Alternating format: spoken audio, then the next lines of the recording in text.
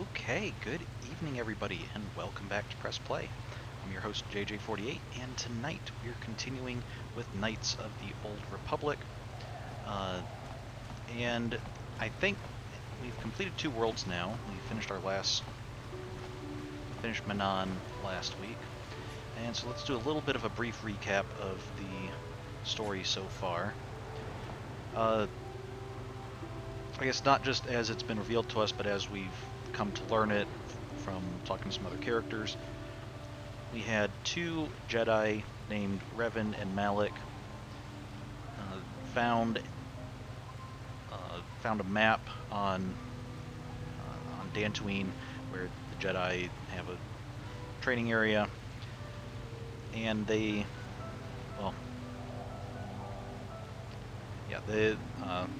found the map to some other maps, went out, found those maps, and that led them to something called the Star Forge. Somehow, finding that, they came back, and with a huge army that caused them, well, didn't cause them, but a huge army that they led against the Republic because they had turned to the dark side. And the Jedi went after Revan because he was the stronger one, kind of the leader of the 2. And at that point, Malak betrayed Revan, decided to take him out along with the Jedi who were trying to capture him, and that led to Malak being the sole leader of the Sith. Then at the time that the game starts, we're joining or had joined. We'd been called into service for the Republic against the Sith, who have become quite the threat, and we were we were on a ship that was attacked by them, crashed on Taurus, where we had to work with Karth to save Bastila, and then we went to Dantooine after Taurus was kind of shot up by the Sith, and there we learned that we're a Jedi, and we were tasked with basically following in Revan and Malak's footsteps. Hopefully not the whole turn to the dark side and lead an army against the Republic part, but at least as far as trying to figure out where they went, what they found, and see if there's any clues as to how we can stop their current army. And to do that, we've had to track down the map pieces to the Star Forge, and we've found 2 of those so far. One on Tatooine, one on Manaan. So I think what we're going to do right now, before we move on to the next world, we're going to be talking to a lot of companions about stuff, because there's all these companion side quests. You can talk to your companions, get to know them, sometimes have actual quests from them, like with Mission, how we had the whole thing of find her brother and try to figure out, why Griff abandoned her. Turns out it's because he's just a horrible person. But we haven't been doing that with a lot of our companions, and that is a weakness, I think, of the take 2 companions at a time, is you often miss out on a lot of not really miss out, but you just don't advance conversations very far unless you take the time to do it. Just not naturally, but all at once, and that's what we're going to do. So, Bastila seems to be ahead of us, though, and wants to talk to us, so let's see what she has to say. And again, as always, let me know if audio is too loud or too quiet or too perfect, so. How can I help? Okay, curious about something? You seem to want to talk? Am I so transparent? I suppose I shouldn't be surprised, considering our bond. Yes, there is something I would like to ask, if you'll permit it. Okay. Do I have a choice? Go ahead.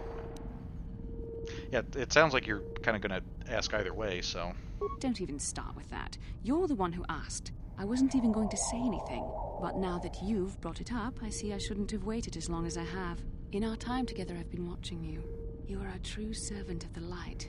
You follow the tenets of the Jedi Order despite the lure of the dark side. And with so little training, for me it has always been a constant battle. Don't you find it difficult at all? You make it seem so easy. Or is that only an illusion? I just do what I think is right. It's a struggle for me sometimes, or I don't think about it much. Well, I will say, when your life is mostly scripted and you only really have to make multiple choice decisions, it makes it a lot easier, especially when the dark side options are like laughing maniacally while you cut people down with your lightsaber. I mean, it's that does make it a little bit on the easy side to guess what the right and wrong things to do are. And surprisingly, I managed that without having a master intentionally turn me to the dark side, so that I would know how easy it was to fall to the dark side. Just mind-boggling, that. So, I guess there are sometimes with some of the conversations there have been people where really kind of wanted to, threaten them or use the force inappropriately or something to mess with them just because they were so frustrating and terrible. But so yeah, it's a struggle sometimes. That's a relief to hear. I have never found the Jedi path an easy one to walk. And it's good to know I'm not alone. I've always struggled for control over my passions. I've always been too quick to anger, too quick to get involved. My instructors constantly berated me for it. I've often dreamed that I might be able to confront Darth Malak myself. I dream I can use all this power I have to kill him and stop all the death and destruction. I just think about all the evil that the Sith have caused, and I get so furious. Yet we are told that these feelings are the path to the dark side. Are you saying you don't believe in the corruption of the dark side? I think destroying that kind of evil would be worth it. Or you have to trust in the wisdom of the Jedi Code. It sounds like you have your own demons to face. Well, I don't know. We learned the Jedi Code, and maybe there's some wisdom in it, but it also sounds like they kind of just made some stuff up for the sake of having a code. Destroying evil being worth potentially falling to the dark side. That's a very dangerous line to walk. Honestly, that kind of reminds me of Lord of the Rings, and how using the ring to destroy Sauron would have been would have resulted in probably even worse than if Sauron himself had just retrieved the ring. So, yeah, turning evil to destroy evil, definitely not the good option. So, either you have your own demons to face, or you don't believe in the corruption of the dark side. I don't think that's where she's going with this, but I kind of want to hear where she is going with this. Let's hear her tell us we're wrong and correct us. So, are you saying you don't believe in the corruption of the dark side? I don't know. Would the power I use to kill Darth Malak be too tempting to keep using? Would I become the kind of evil I want to destroy? The very thought that I could become as evil as Malak, I just can't fathom it. It just doesn't seem possible. I mean, how could I... No. Wait, I'm sorry. I shouldn't even be asking you this. The Jedi teachings are clear. Who am I to question them?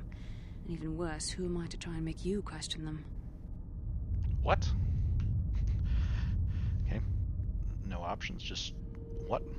These are dangerous thoughts. The indulgence of a vain mind. Please, forget I ever mentioned this. Let's just return to our mission. Well, maybe you just need to turn to the dark side a little bit and learn how easy and how corruptive it is, and then come back to the light side and be all better. Alright, okay, we're leaving the security zone. There's no more cameras, although apparently they still have some idea of what's going on because they still knew about the disruption in the Sith base when we went there. So, okay. So I think what we're gonna do is we're gonna talk to all of our companions, which means we'll also be continuing our conversation with Bastila a bit, but let's talk to them in the order that they joined up, just to make it easy. So, Karth was the first one. We'll go through his conversations. Yes, what's on your mind? As I recall, what conversations we've started having with Karth have been about how he doesn't trust us, but not just us. He doesn't trust anyone. He doesn't even really trust himself.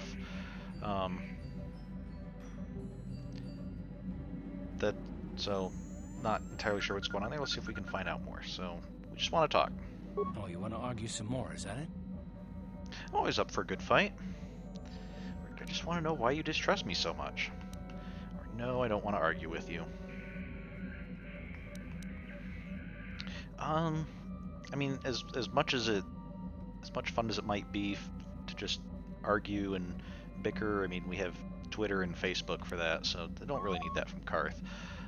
No, let's want to get to the bottom. Why do you distrust me so much? What does it matter that much? Why can't you just leave it be? I just don't trust easily, and for good reasons, which are my own. But we have to work together, Karth, so it has plenty to do with me. What reasons? I want to know. Fine, you can stuff your reasons then. No, we're working together as a team.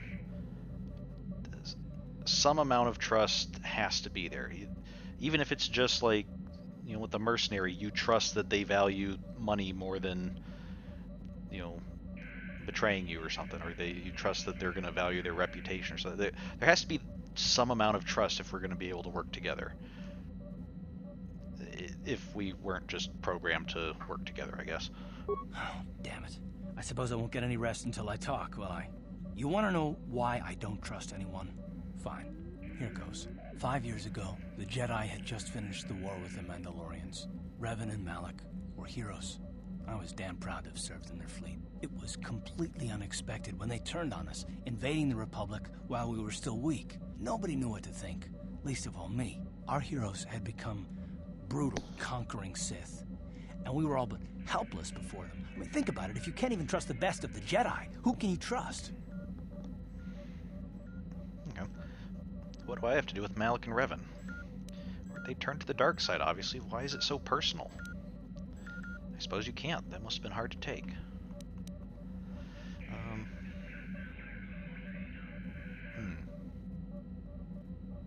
So I guess that does seem like that would kind of give someone trust issues. I mean,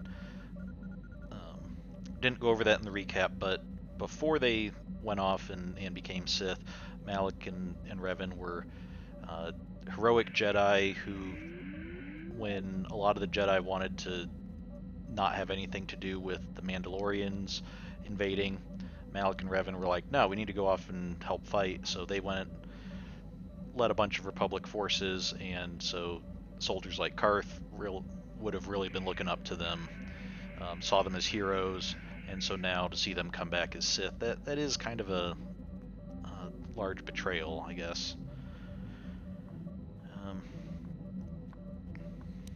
None of these seem like particularly good options. Suppose you can't trust anybody. No.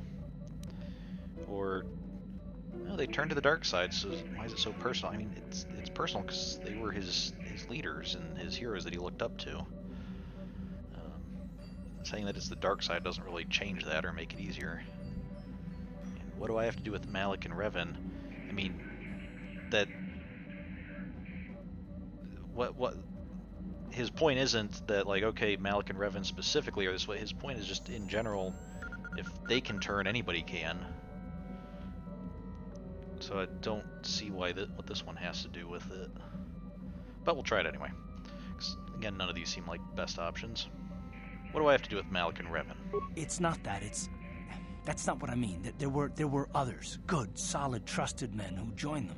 Malak and Revan and the Sith deserve to die for what they've done. But the ones who fled the Republic and joined them are even worse. The dark side has nothing to do with why they joined with the Sith. They deserve no mercy.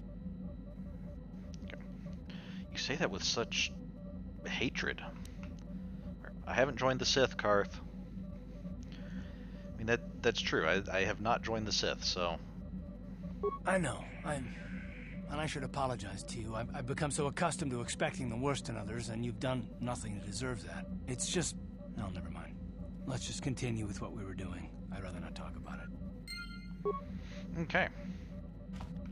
So you'd rather not talk about it, but how about now?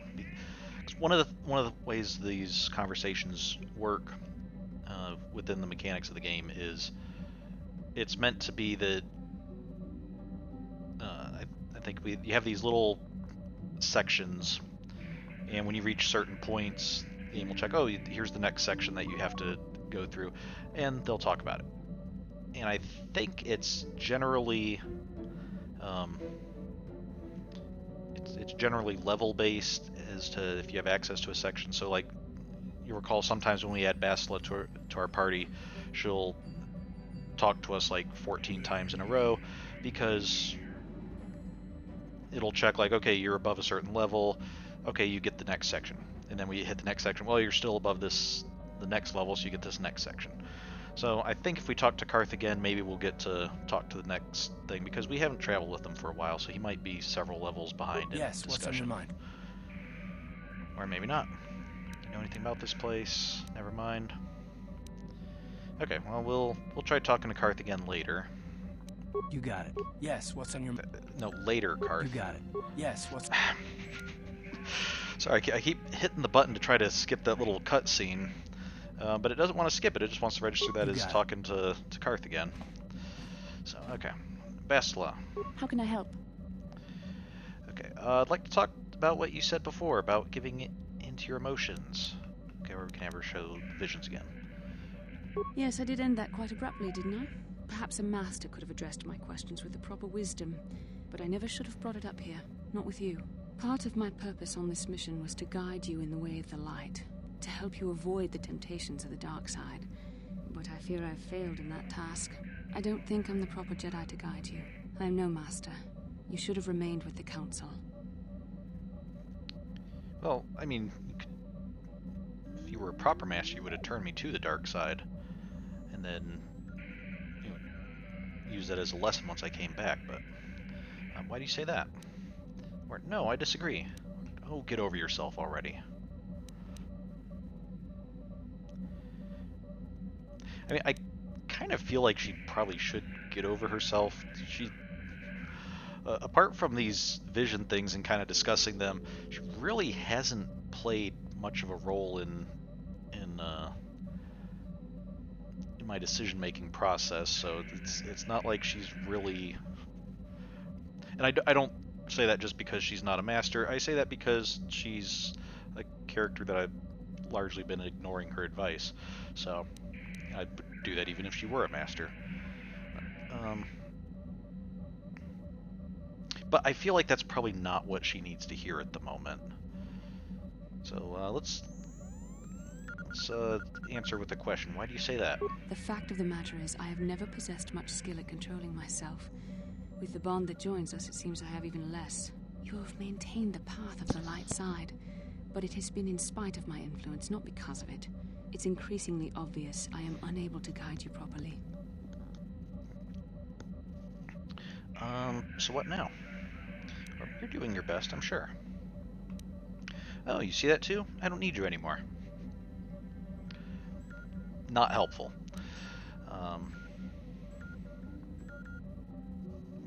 No, you're doing your best. Better to start, learning how to be a master with a pupil who really doesn't need your help, I guess, than somebody who would actually, rely on you and potentially get harmed as a result. So yeah, you're doing your best.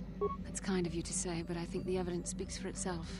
I think I may have made a very big mistake. I simply hope that you are not the one who pays the price, ultimately, for the fact that I can't help you enough. Well, maybe we could help each other. You're being too hard on yourself. I don't need your help anyway. I can find my own way.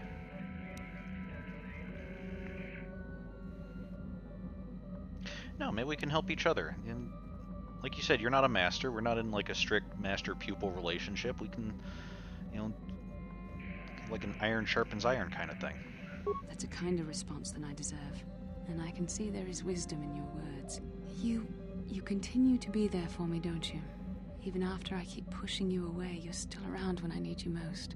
You're like no man I've known before, and you're nothing like what I expected you to be after the Council sent us on this mission together. We're made for each other, and you have to see that.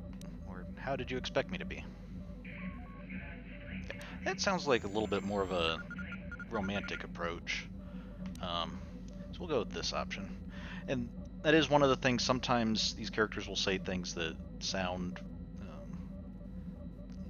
romantic, or at least sound potentially romantic, and there are romance options in this game and a lot of BioWare games. And I think intentionally they kind of try to make some of them a little bit more ambiguous or have some other options so that you kind of really have to be intentional if you're wanting to pursue a romantic option with a character. But we'll just what were you expecting, Bastila? Well, just different, I suppose. Things are not going as I thought they would. I need time to think about all this. We should continue on with our mission for now. Okay. Can you be How talked can to I help? again? No. Then I said... Okay, maybe we can't get multiple conversations just from talking to them. Maybe we'll have to like talk to them and then pass through one of the checkpoint areas and then talk to them again. Okay, so let's see. After Bastila, it was mission. Yeah, T3 came after. There's mission, Zaalbar, T3, Canderous, Juhani, and HK. Hey there, what can I do for you? I mean, I'm not sure how much there is left to talk with Mission, actually, because I think her main thing was her brother. So, you want to talk? I want to talk about your brother. I'm worried about Griff and his latest plan. I got a bad feeling about it. He doesn't know anything about brewing Teresian ale, and now he's got himself mixed up with the exchange. Sometimes Griff can be so stupid. Part of me just wants to let him get what's coming to him. Okay, so you'll recall on Tatooine we found Griff's brother after he'd been captured by Sand People. Managed to rescue him, and then immediately he got himself involved with the exchange, kind of like the space mafia, and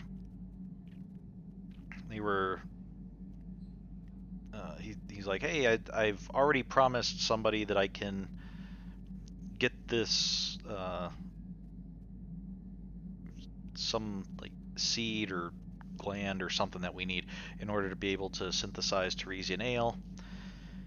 He's already promised it to someone, and we're trying to find that for him on one of these planets. So I can kind of understand where Mission's coming from here. That's not definitely not the best look for Griff.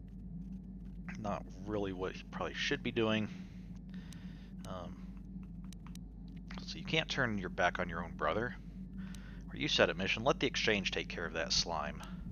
I don't have time for this.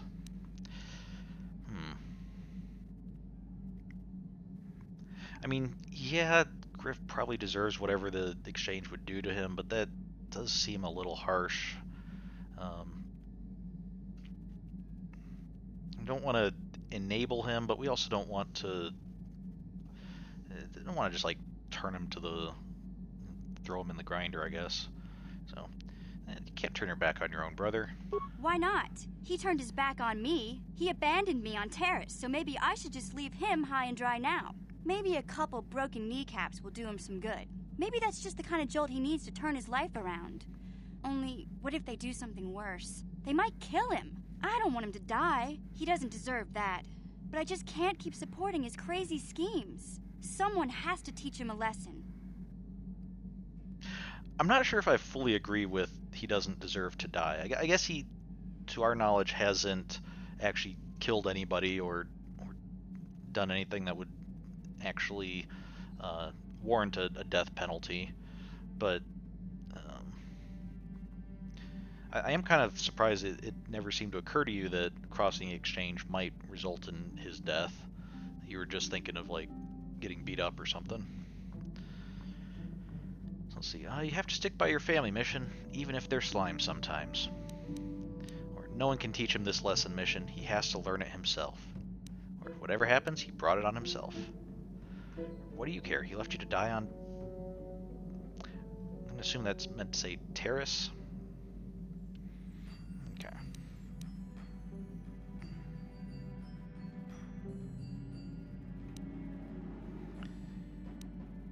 I mean, I don't want to tell you that you have to stick by him if he's complete slime. I appreciate that you don't want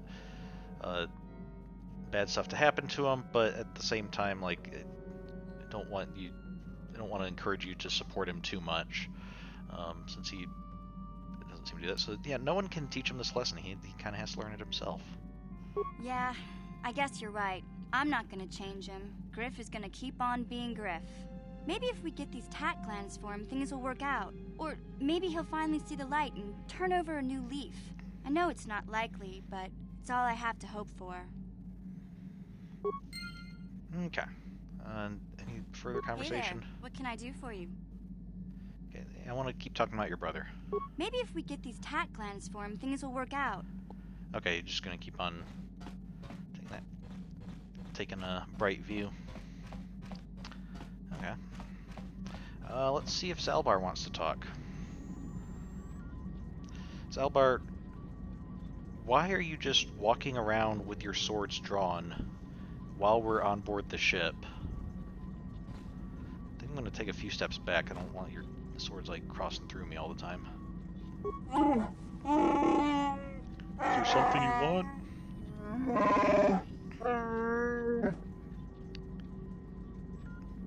Okay,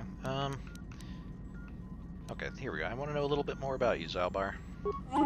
I will honor my life debt, but I don't feel we share more than that. The mission may say more, but I will not. You don't trust me? I saved you. I deserve respect. Or then I leave you be. Or I will leave you be. Zaalbar doesn't seem like much of a talker, and I'm not sure if we should really press him on the issue, so, okay. I'll leave you be.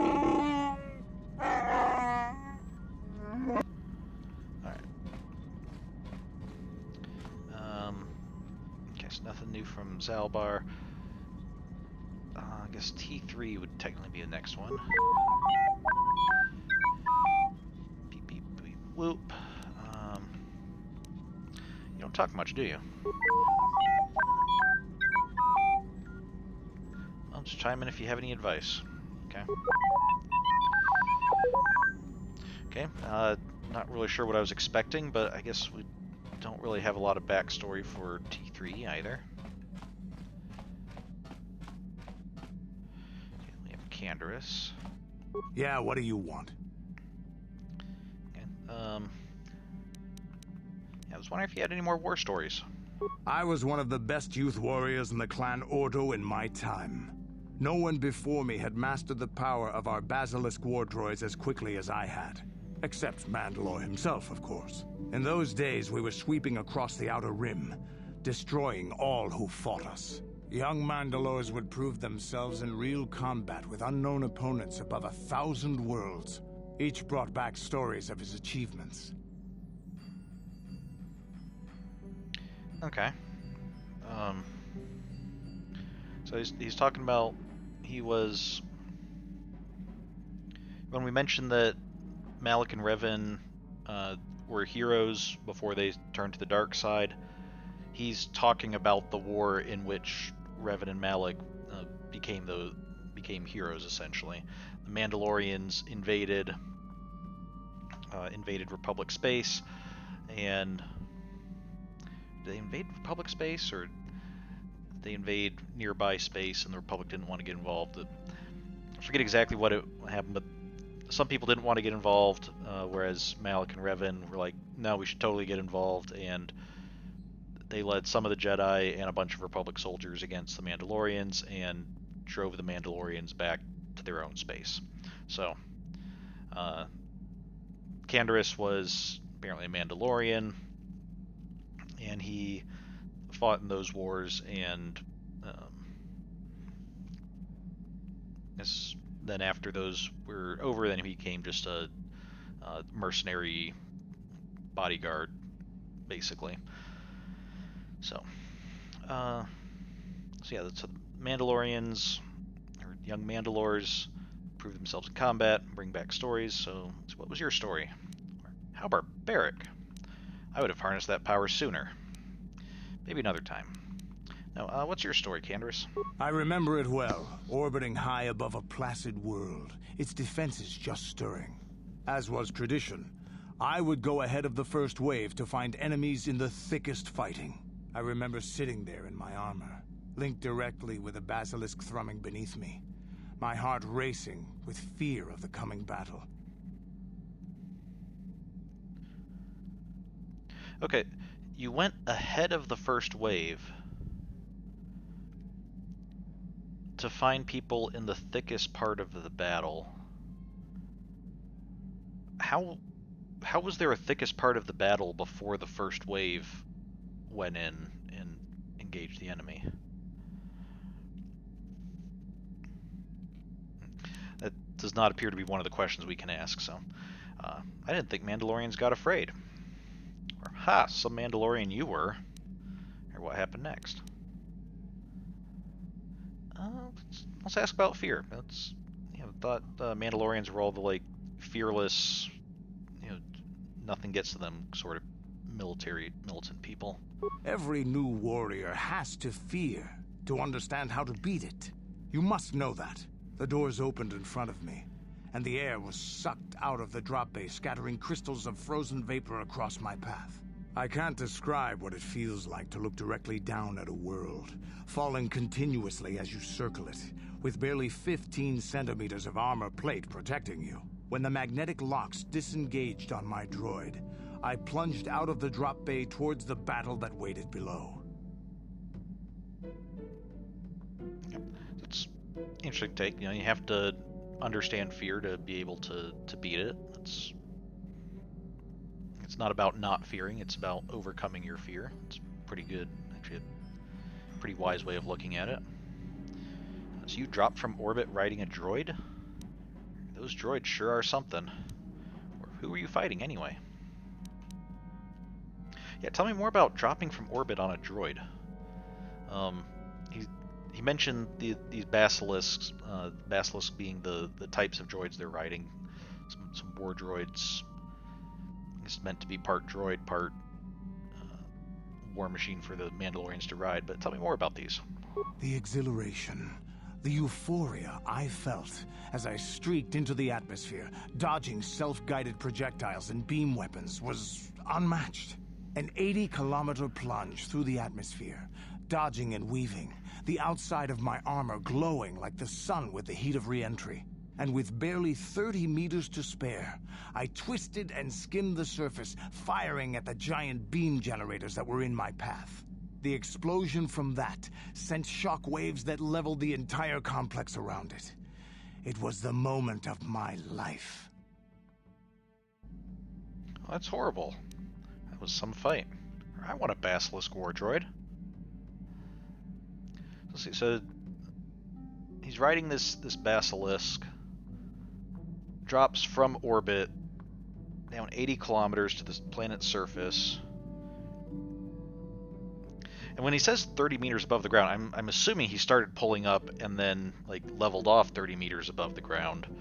I'm assuming it wasn't like got to 30 meters above the ground and then quickly leveled off, because I'm not even sure how your armor would help you there, but that does seem like quite a fall. I don't know if I'd want to do that, but yeah, I would like a basilisk war droid if you have one. I'll never forget those times. But things are different now. We can't go on fighting the way we did. There are too few of us left now. But I really don't want to talk about this anymore. I trust I've satisfied your curiosity for now. Is there something else you want to know? Okay, nothing for now. Your choice. I'm here if you want something done right. Okay. I would like to know, why do you always sound angry? Like, even when you're talking about what appear to be happy memories, you still sound Yeah, angry. what do you want? Do you have any more war stories? You want another war story, huh? You want to hear about some other world getting wasted, eh? I knew you were the type. Your stagnant republic has never seen some of the strange creatures and races we fought on the Outer Rim in those years. And you never will now. Well, it's not like I'm really hankering for stories of death and destruction, and I can't help but notice that your previous stories haven't really focused on the death and destruction. Like the last one, you were talking about how cool it was riding a Basilisk war droid. That's not really reveling in death and destruction. But you'll never have never seen some of the strange creatures and races and never will. What do you mean? Where did you fight this time?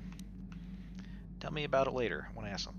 Well, I'm pretty sure what he means is they fought some of them to extinction. So, where were you fighting at this point? We were going through the asteroid fields of the Crispin system at the very edge of the galaxy, playing with the pirates and smugglers we found there. The main belt in the Crispin system consists of mainly small rocks covered in frozen methane gas shells, and the pirates were using them for cover. Ha! I remember using a thermal generator to cause the outer layer of one of the asteroids to vaporize in a picosecond. It blew out and shredded the 3 smugglers using it for cover. But that was a mistake. Why? What happened? Did it backfire? Or you Mandalorians never were too smart.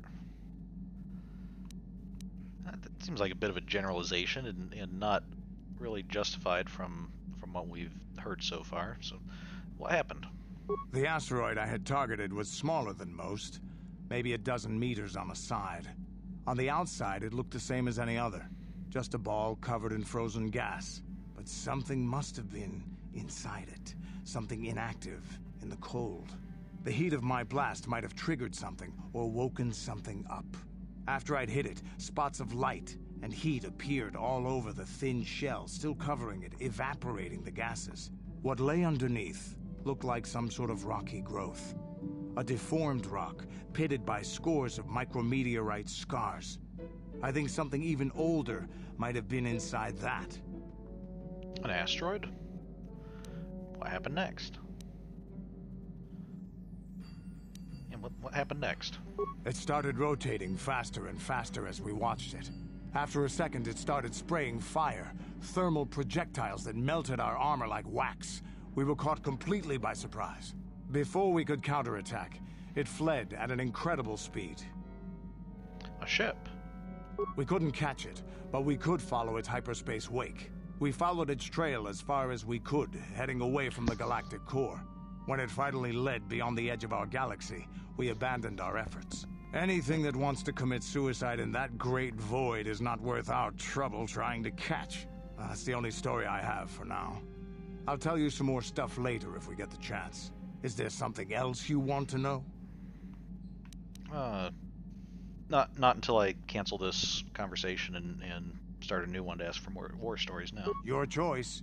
I'm here if you want something done right. Okay, so Canderous' story there that they were fighting in an asteroid field. He shot at something, trying to make an asteroid, basically blow up in the faces of some people using it for cover. But it turned out it wasn't an asteroid, it was a ship that looked like an asteroid and then fled out beyond the rim of the galaxy. And I believe this is actually a reference to, in some of the later Star Wars books, take place after Return of the Jedi.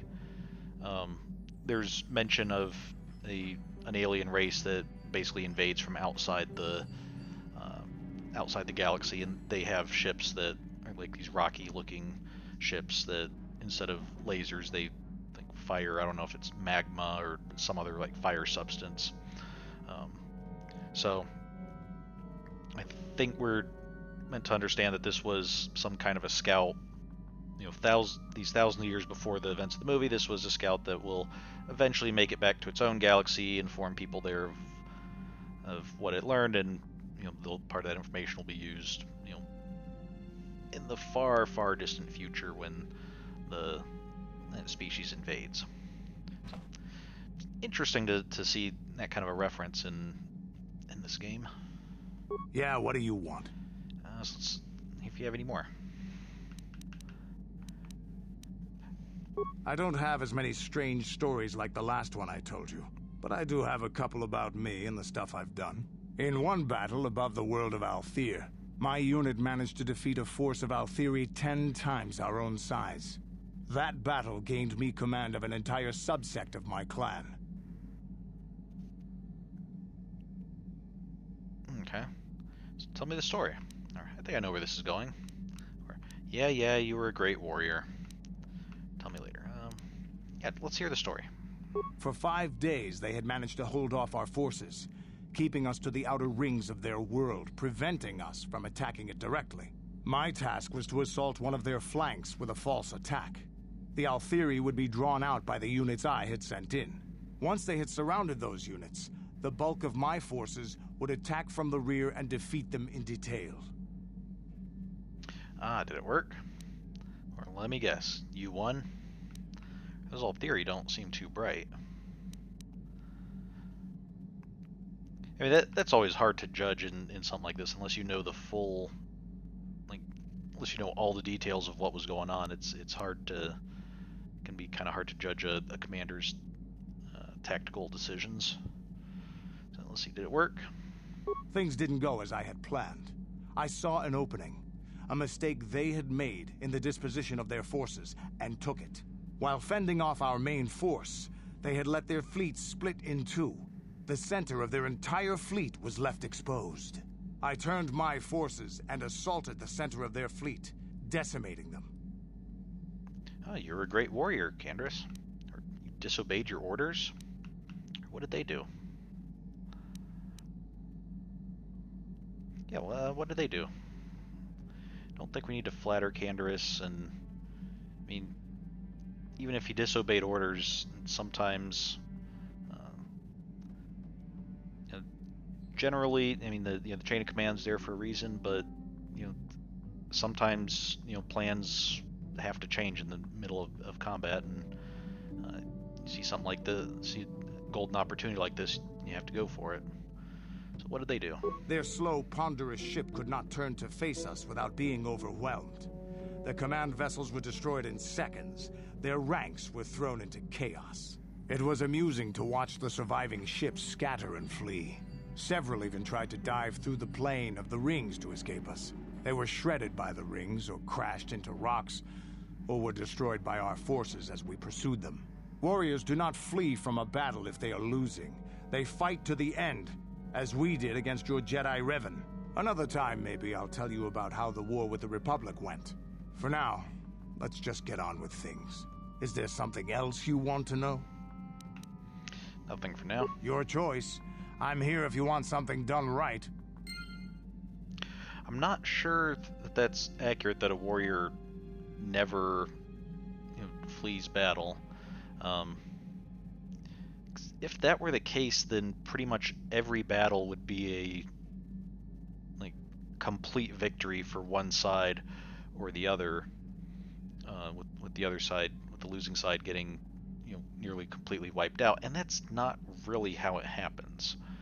I think Candace is getting a little bit into a no true Scotsman fallacy there, oh, no true warrior flees battle, but... Yeah, what do you want? Okay, so he's not really going to tell us more now. Okay. Your choice. So, up there's HK. Was HK next? No, Juhani was next. I don't think the order really matters all that much, but I'm just trying to...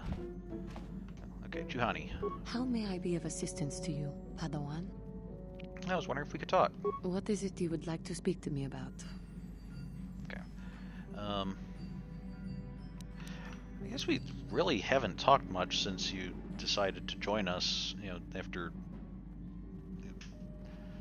See, you turned to the dark side, thought you'd killed your master, we convinced you to come back to the light. You found out that your master wasn't dead and that it had all been a test. And then you decided to join us. So, yeah, it's kind of a lot. Are you doing all right? I thank you for your concern, but I am still a bit shaken. Oh, why? What's wrong? Perhaps you just need more time. Or you're too fragile, Juhani. Oh, what's wrong? I have been thinking about myself, about KotOR, and about my fall to the dark side. I keep thinking that it was my anger that drove me that far, that nearly damned me. I look inside myself now and I can still see it. I still feel it. Well, perhaps you just need more time. Or if the taint cannot be removed, are you sure you should be here? Yeah, I don't really think I care very much. I mean, that does seem like that's something that's just going to take some time to work through. More time would do me good. Time to distance myself from that anger. I think that is why the council agreed to send me with you. They think, perhaps, that in your company, I will be able to free myself from it. Well, I can't afford to look after you all the time, Juhani. If I see you begin to slip back, I will intervene. Or, great, another mouth to feed. That would be the particularly poor choice, I guess, now, because we've actually been traveling with her for a couple planets now. It's not like we're just now taking her on.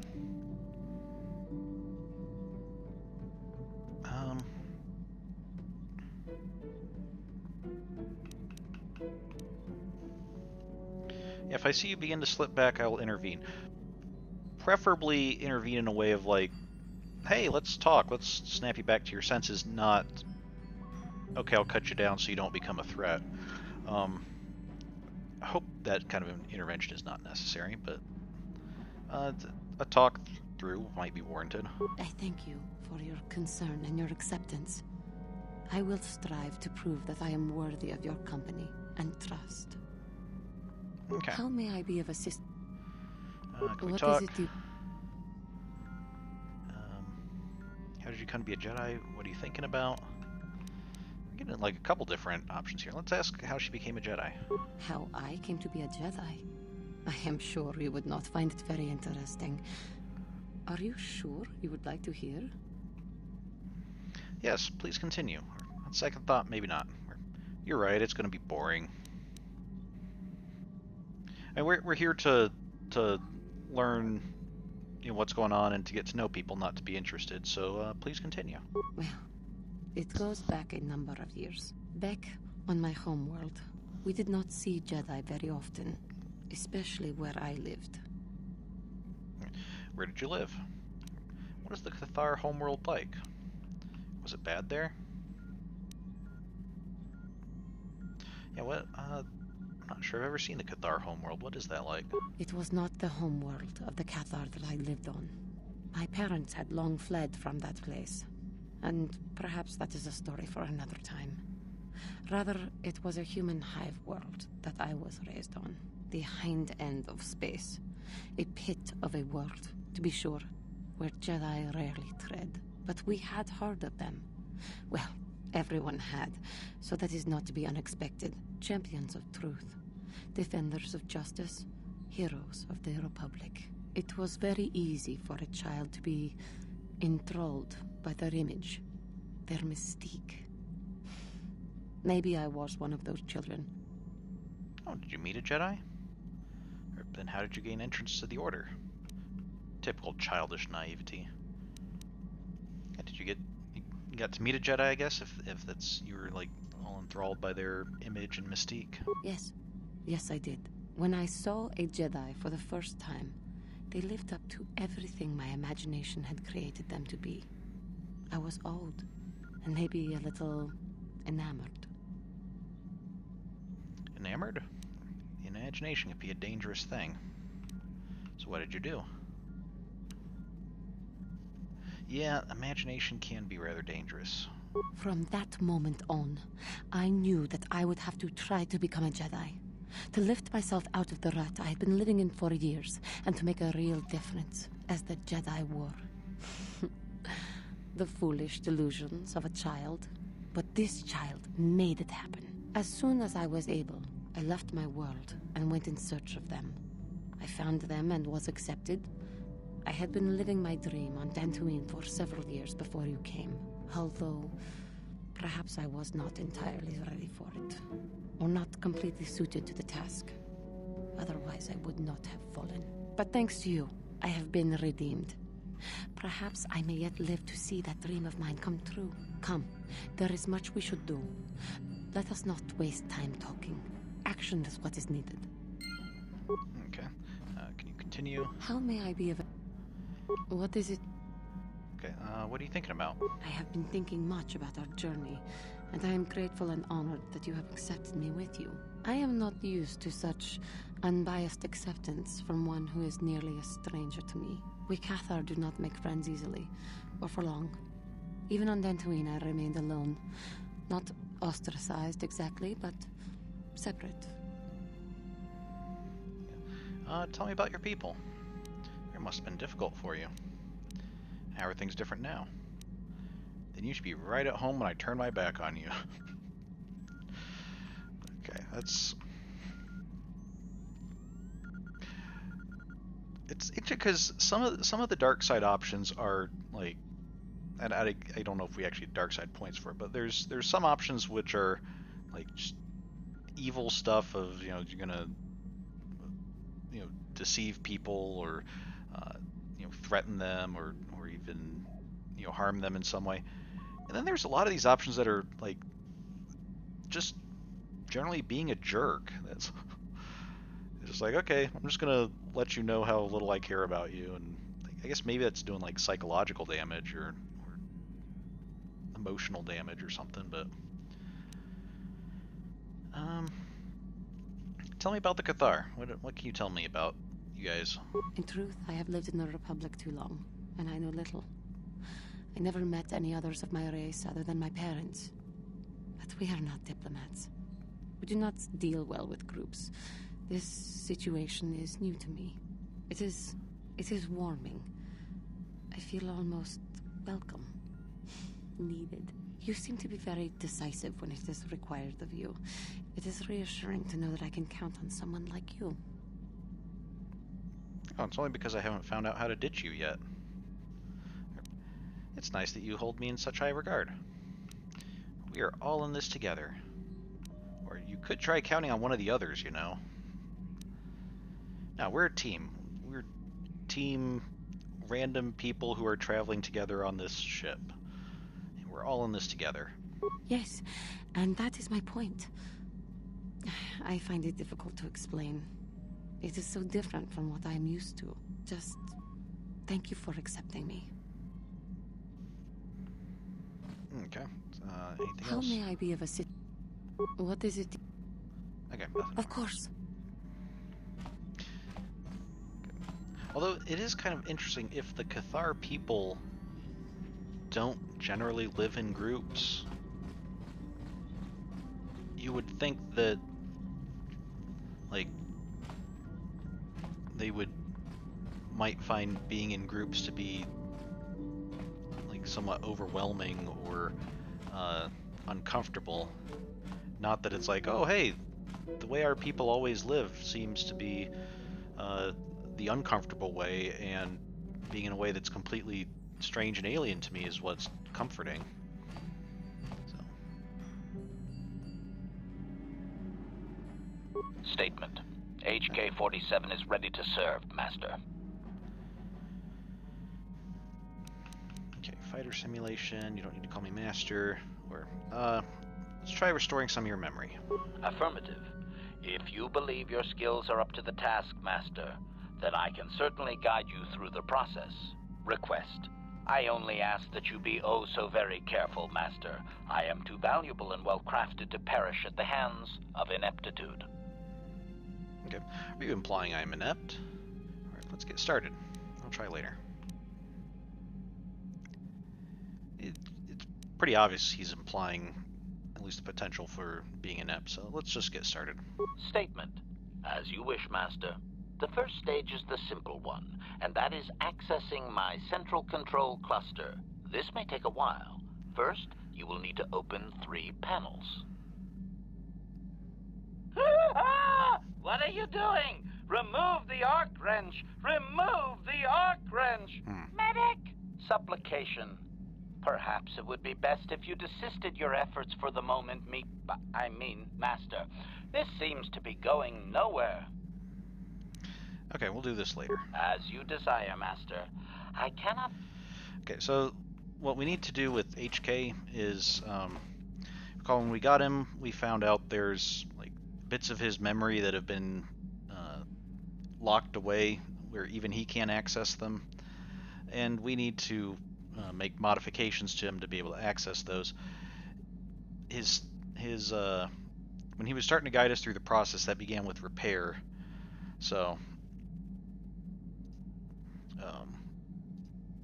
that's means it's basically a repair skill check. So what we're gonna have to do is, as we level up, gonna need to start putting some more points in repair. I think we'll. What have we been putting points in? Security.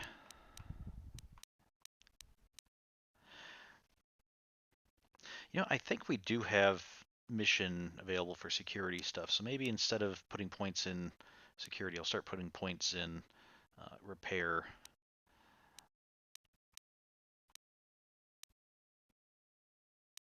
And probably instead of demolitions, yeah. We'll start putting points in repair and maybe in computer use as well. And then hopefully we'll be able to access more of HK's memories. Oh yeah, we can try to check out some new lightsaber crystals. So currently we have Bandar, which is possibility to stun when we hit people, and we have all these new ones that we found. So attack bonus 3, be nice. Damage bonus 3 and more criticals. Oh, blaster bolt deflection increase +5. So okay, that make it easier to deflect blaster bolts and do more damage when we hit. That one is actually very tempting. Remember that there have been sometimes we've been encountering some tough enemies that just don't seem to take damage from us. So having a little bonus extra damage would help us overcome damage resistance, and more blaster bolt deflection would help us keep us from getting shot as much. Okay. Oh, attack bonus and more damage versus droids. Attack bonus and damage bonus. Okay. So I think what we're going to do is we're going to get an attack bonus and bonus versus droids. And Rubat attack and damage +1. We'll get the blaster bolt deflection and energy bonus damage. Okay. And then I think this is Bastila's lightsaber.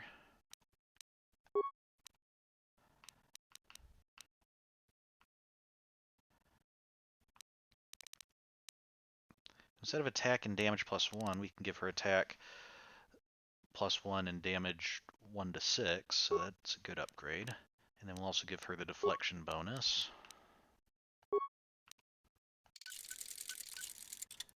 Okay, and then I think Juhani had double lightsabers, so she doesn't have anything. So we'll give her deflection bonus. Nope.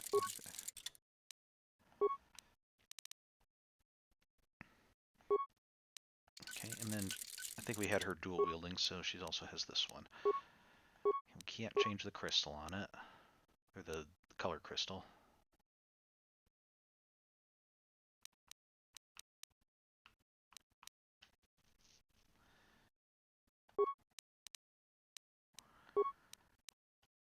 Okay, we'll give her an attack bonus and a lot more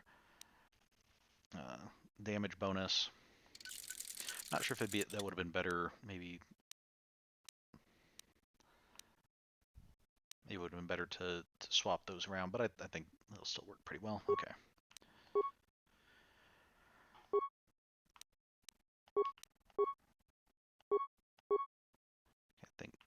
Wanderess is who has this. These are a little bit easier because we don't actually get to choose what, like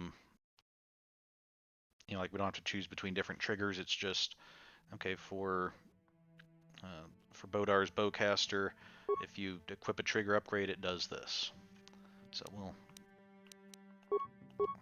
looks like that makes it easier to make a critical hit with it. So that's good.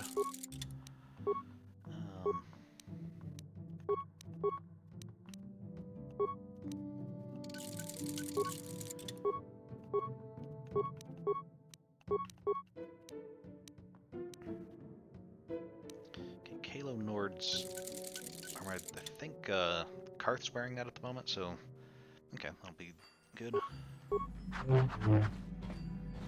So, alright. We've talked to our crew a little bit. Since we upgraded her lightsabers, I think her lightsabers were out momentarily.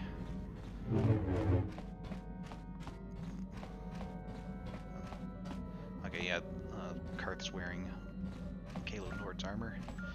Alright, so let's see where to next. So we have Yavin, Dantooine we've been to, Tatooine we've been to, Kashyyyk, Manaan, or Korriban. So we have Yavin, Kashyyyk, and Korriban. Let's go to Kashyyyk next, because I think that's where we can get what we need for Mission's brother. So, and it's the homeworld of the Wookiees. So, we'll travel with Zaalbar. He's the one who wants to show us the sights of his homeworld.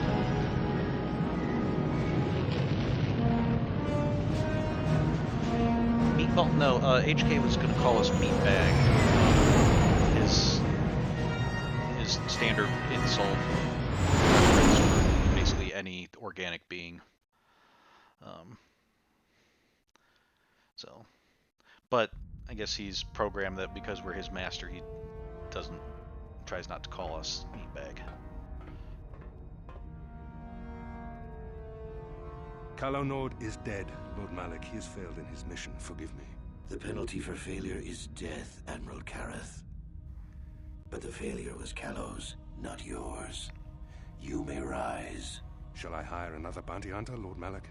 No mere bounty hunter can stand against a Jedi.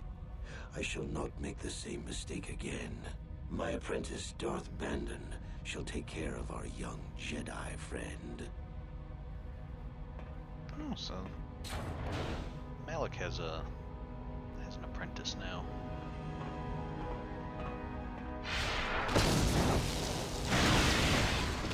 He's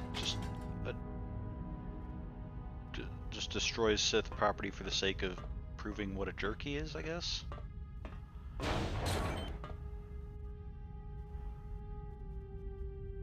Find Bastila and bring her to me, alive, if possible. As you command, Master. Okay, he's going to be looking for Bastila.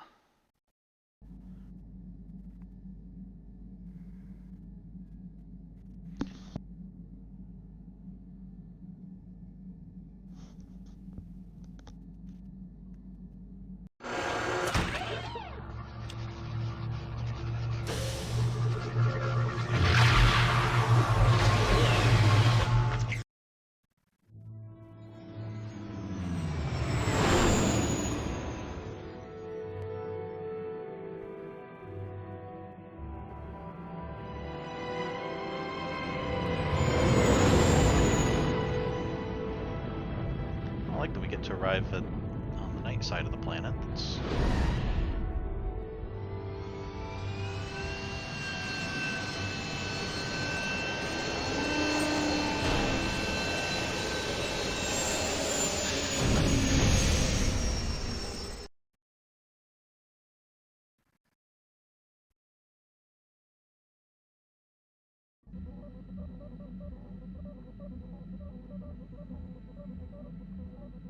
You felt it, yes? Another vision? The Force continues to work through us, showing us the star maps unearthed by Reverend Malak. Kashyyyk is a lush but simple and undeveloped world. I would not have expected to find the alien technology of a star map here. It looked like the star map was on the forest floor. Do you think the Wookiees are involved? I don't have time for your visions, Bastila. Well, I mean, but we're sharing the visions, they're not exclusively hers. So, yeah, it didn't really look like it was in the treetops, so... The Wookiees of Kashyyyk make their home high among the Rosho branches. Only their bravest warriors dare to descend into the forbidding depths of the forest. If the star map is located far beneath us on the planet's surface, as our vision seems to suggest, it's unlikely the Wookiees even know of its existence. No doubt things will become more clear once we discover the star map's location. Okay. Let's see if we can talk to people again now, if that counts as, like, Yes, what's on your mind? advancing a bit. I want to continue our discussion from before. Oh, we can, looks like. I thought I said I don't want to talk about it anymore. Okay, Karth, and what makes you think I care what you think? I want you to trust me, not... It's probably not the right attitude to take. Don't you think you'd feel better if you discussed it? Yes, but I'm bored, so spit it out. That's pretty much where we were going, I guess. I think you owe me an explanation, Karth. Yeah, don't you think you'd feel better if you just discussed what you clearly don't want to discuss and haven't wanted to discuss, like, ever? Not particularly. I guess it wouldn't hurt exactly either, though I don't know why you're so interested. When I think of all the men who betrayed us, the one that stands out above all of them is the one that I respected the most. Saul. You say that name like I should know it. That name sounds familiar. I mean, it does, because I've heard of people named Saul before, but it's probably not where Karth... can't think of any of them that Karth would be referencing, so, yeah, you say that name like I should know it. You don't? I thought everyone did. But Admiral Saul Karath is the commander of the entire Sith fleet. He's half the reason Malak has done so well in the war. Saul was my commanding officer back when the Mandalorian Wars first began. He taught me everything about being a soldier, and I looked up to him. Saul approached me before he left. He talked to me about how the Republic was on the losing side and about how I should start thinking of my survival. I know now that he was trying to recruit me into the Sith, but I couldn't have conceived of it back then. I argued with him and he got angry and he left. I never saw him again. You didn't think he would betray the Republic? Or how could you have not seen through that? Okay, so, in case anyone else missed it, Saul Karath, in the cutscene that we just saw with Malak, the Sith officer who approached him, who informed him that Kalo Nord was dead, that was Admiral Karath, I believe. So, that was the Saul that Karth is talking about here.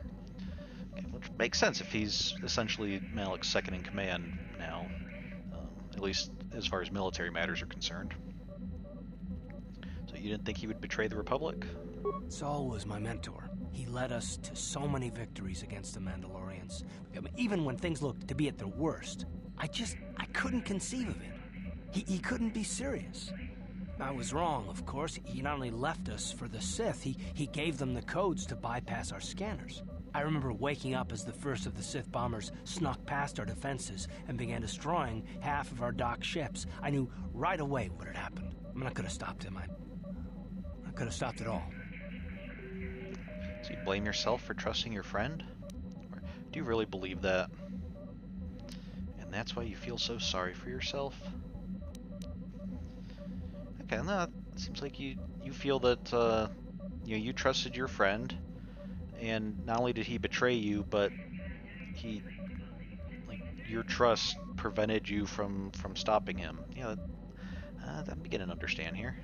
I blame Saul, not myself. I was stupid and I ignored the danger. He nearly destroyed us all. No, I fought Saul for years now, and if I ever catch up to him, he will regret what he's done. He will regret it. Okay, Karth, I get that you blame Saul, but I was stupid and I ignored the warning signs or whatever it was you said. Like, that's a clear indicator that you also blame yourself. Like, it is possible to blame more than one person for something. It's not... Blaming one person doesn't automatically mean that you excuse everyone else. So that's all of it then? That's terrible. I feel awful for you. I'd do the same thing in your shoes.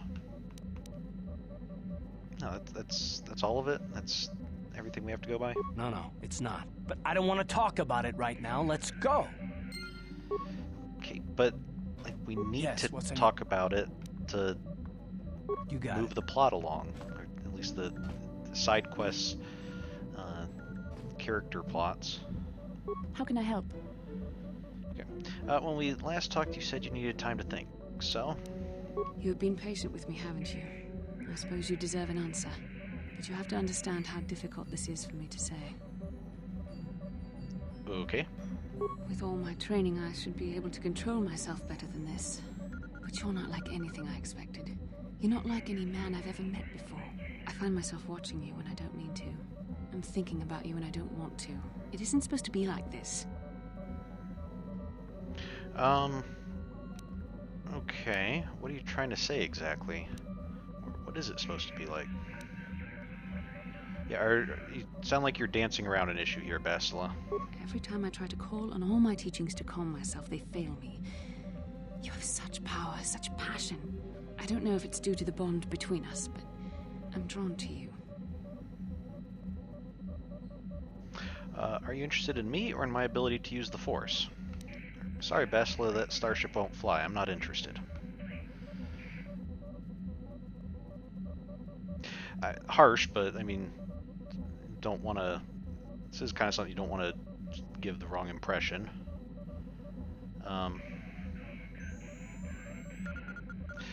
Yeah, I'm beginning to think maybe you weren't being so ambiguous before. But yeah, I'm not interested. Sorry. Oh, I thought... No. This is good. I'm glad you told me. This makes everything much easier. Don't worry. I can put this behind me. Let's just continue on with what we must do. It's better this way. Okay, good. Glad we got that resolved. How can I help? Anything else? No. Then I suggest... Okay, that was awkward, but seems we've kind of cleared matters up. So, okay, Zaalbar is probably not going to want to talk. T3 is not going to want to talk. Juhani, anything? How may I be of assistance to you? Talk. What is it? Okay, nothing. Of course. Okay, Mission's just going to say the same thing about her brother. Maybe we'll talk to her after we finish helping Griff. HK, we still need to repair him some more, which means we need more repair skill. Yeah, what do you want? Okay, and Candace doesn't have any more war stories. Your choice. Okay. So let's go. We'll take Zaalbar because he's, like, this is his homeworld. He'll probably want to walk around a bit. And who do we want to take with us? I feel like since I'm doing melee and Zaalbar's melee, we should have a ranged person. Let's take HK.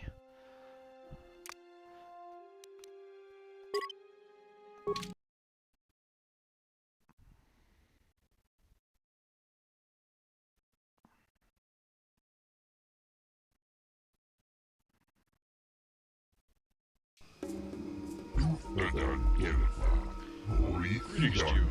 Well, I'm pleased to welcome you to planet G5623. I do not see your ship on my docking schedule. The Zerka Corporation will see to your needs, of course. There will be a 100 credit docking fee, in advance, I fear. Okay, docking fee? Can I get some information about the planet? I thought this was Kashyyyk. Yeah, not planet 6279, whatever it was. What services does your credits get me? Don't make demands. I am JJ48 and I'll land where I wish. I mean, we'll land where we wish, but we will also pay. You know, this isn't like just some, you know, public docking area. This is clearly a well-maintained docking platform, and so, you know, having a fee makes perfect sense. But I would like to hear the explanation about the name. What information can you give me? That is what the dominant indigenous species calls this world, but maintaining this outpost grants Zerka Corporation naming rights in the trade guides.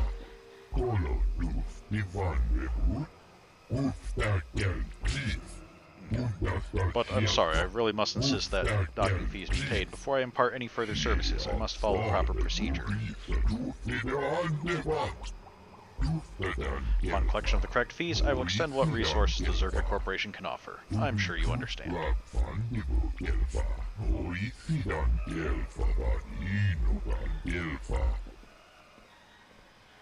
I don't think I need to pay the docking fee. Force percent. Very well, I'll pay the 100 credit fee. I can't pay you the 100 credits. I refuse to pay. What do you do about it?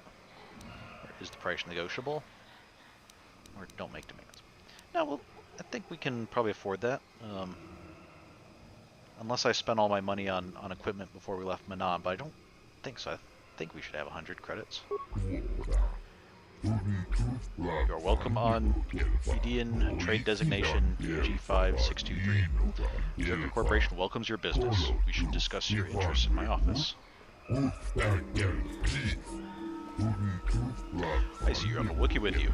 I assume you understand their language. For a fee, Zerka Corporation can provide a translator for you during your visit.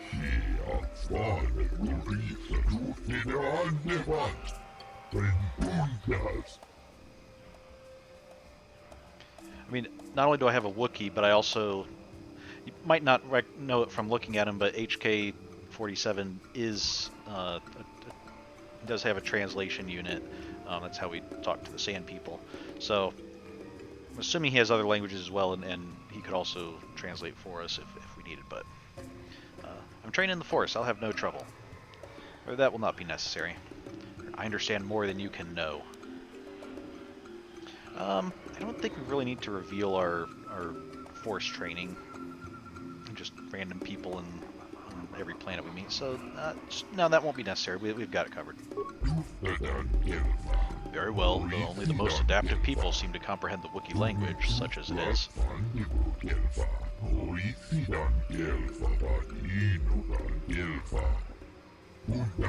Now then, please follow me to our information center. I will answer any further questions there. Okay, Zaalbar needs to level up.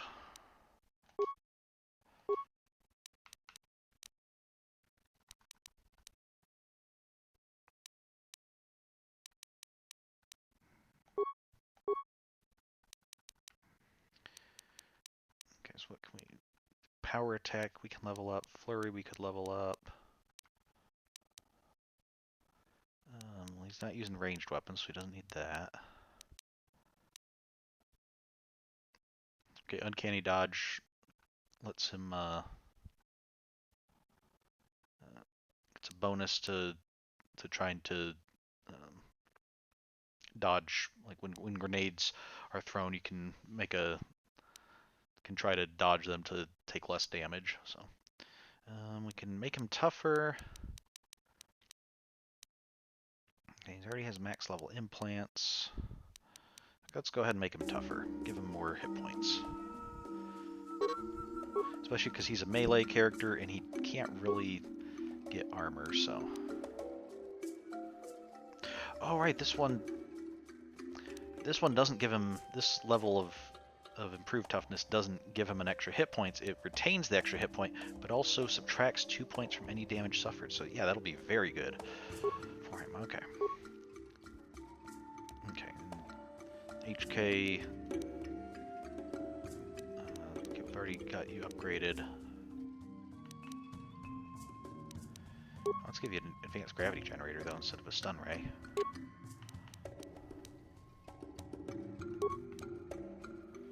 So might as well give you that, even though you don't really need it. So, okay. Sure. Yes? This is Janos Wertka.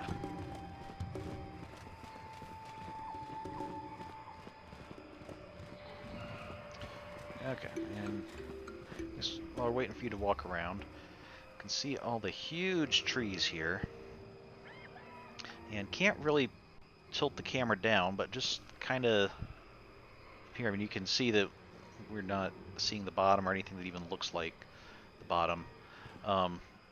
This is on Kashyyyk, basically we have these massive trees that grow, I think, kilometers tall.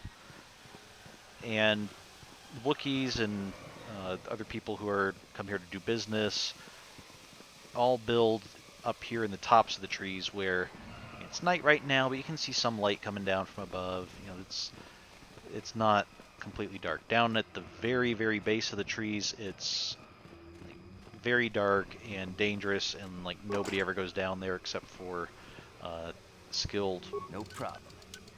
Got it. Skilled Wookiee warriors that are trying to prove their bravery and stuff. So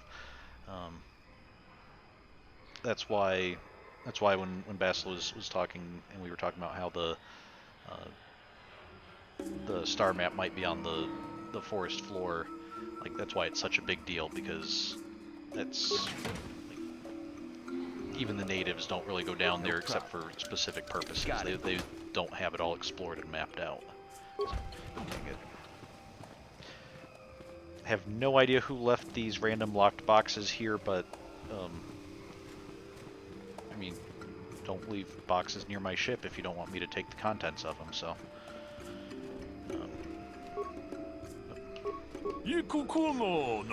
Greetings again to you, human. It would seem the call of the hunt has brought us both to this troubled world. Oh, is this one of the hunters? I have not been here long, but I can already see I will not be as welcome here as I had hoped. Okay, this is one of the hunters that we met on Tatooine. Comad.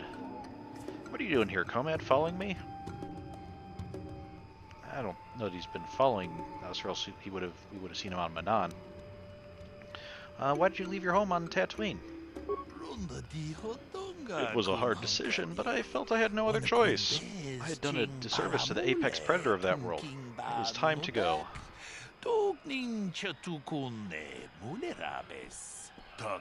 I've come here to seek even greater prey than what we face on Tatooine, but the climate here is politically cold, and I don't know if I will be allowed to hunt.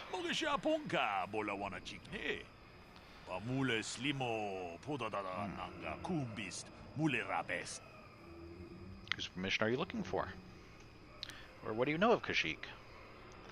I have to leave. Goodbye. Whose permission do you need? An astute question. Zaalbar Corporation seems in control here, but they don't care if I wander the Shadowlands, so long as I have paid their docking fee. Instead, I hope to gain the trust of the native Wookiee population. I'm not here to just kill the biggest thing I can find. I want to understand how they hunt. Okay. Respectable. Okay, so how are you gaining their trust? Or what do you know? Yeah, how are you trying to gain their trust? Or how are you gaining their trust? Very little. I'm sure they have had enough of off-worlders like the Zerka claiming good intentions. I will simply try to stay out of their way. I've heard of an off-worlder that has gained respect by living in the Shadowlands for some years. Perhaps I will attempt the same. Could just be Hunter Tales, though. Okay.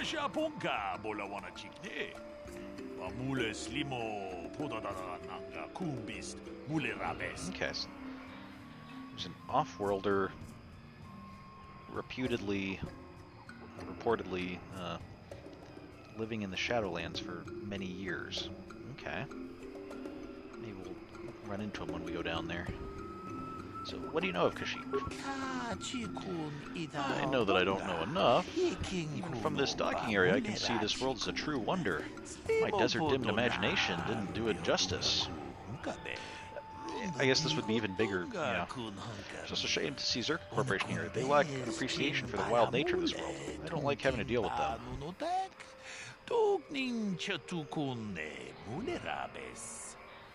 Now, look, coming here, I mean, it's impressive enough seeing trees this size, you know, just even for us playing through the game and, you know, having seen forests and things in real life and just seeing this massive forest. For somebody who's basically probably lived his entire life on Tatooine, or at least much of it, certainly the last few years at least, to suddenly come here, that would be a pretty big change. Okay. Looking for a star map here. Have you heard anything? Or if not Zerka, who would you prefer to deal with? Okay, well, we already know he'd prefer to deal with the local Wookiees. I think... Did he know... Had he heard about the star map that we were looking for? I don't know. Let's ask him. He seemed to know him decently well. He seems like a rather trustworthy guy, so... Yeah, do you know anything about a star map? Heard anybody say anything? No, but I wasn't listening for such talk. I'm sorry that I can't help you. Okay. So yeah, who would you prefer to deal with? I was going to say local Wookiees. Native leadership of the Wookiees, of course. This is their world, after all. I can't understand why they've allowed it to be misused.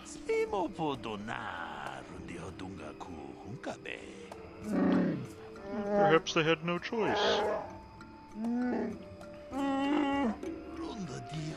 There is always the option to fight, even if there is no option to win. Of course, that is easy for me to say, being an outsider. I would hope they are not complicit in the enslaving of their world, but it is not my place to judge. I have only just arrived. Okay. Well, I have to leave. Goodbye. Farewell. Perhaps we will meet again. A great hunt on this world would be glorious. Yeah, if I need to hunt anything particularly large and dangerous, I'll be sure to look for you. Kashyyyk, my home. I should have prepared you for coming here, but I don't know if I've prepared myself. Prepared me? What do you mean? It's a little late for your warnings, furball. No, what preparations? I didn't leave Kashyyyk voluntarily. Mission must have told you how I was fleeing slavers, but there was more. I'm an exile. The slavers on Kashyyyk only took me after I was forced to leave my village home 20 years ago.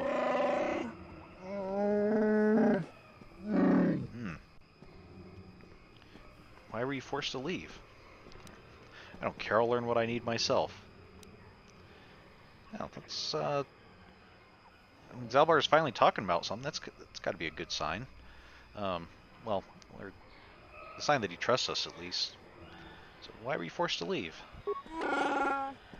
My brother made deals with the slavers and allowed them to get a foothold. I found out and attacked him. Okay. Probably understandable. The fight was stopped, but my brother did not believe me when I told him that my father did not believe me when I told him about my brother's actions.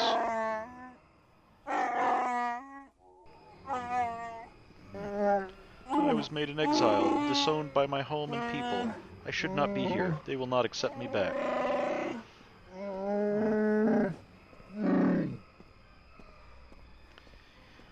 Why didn't your father believe you?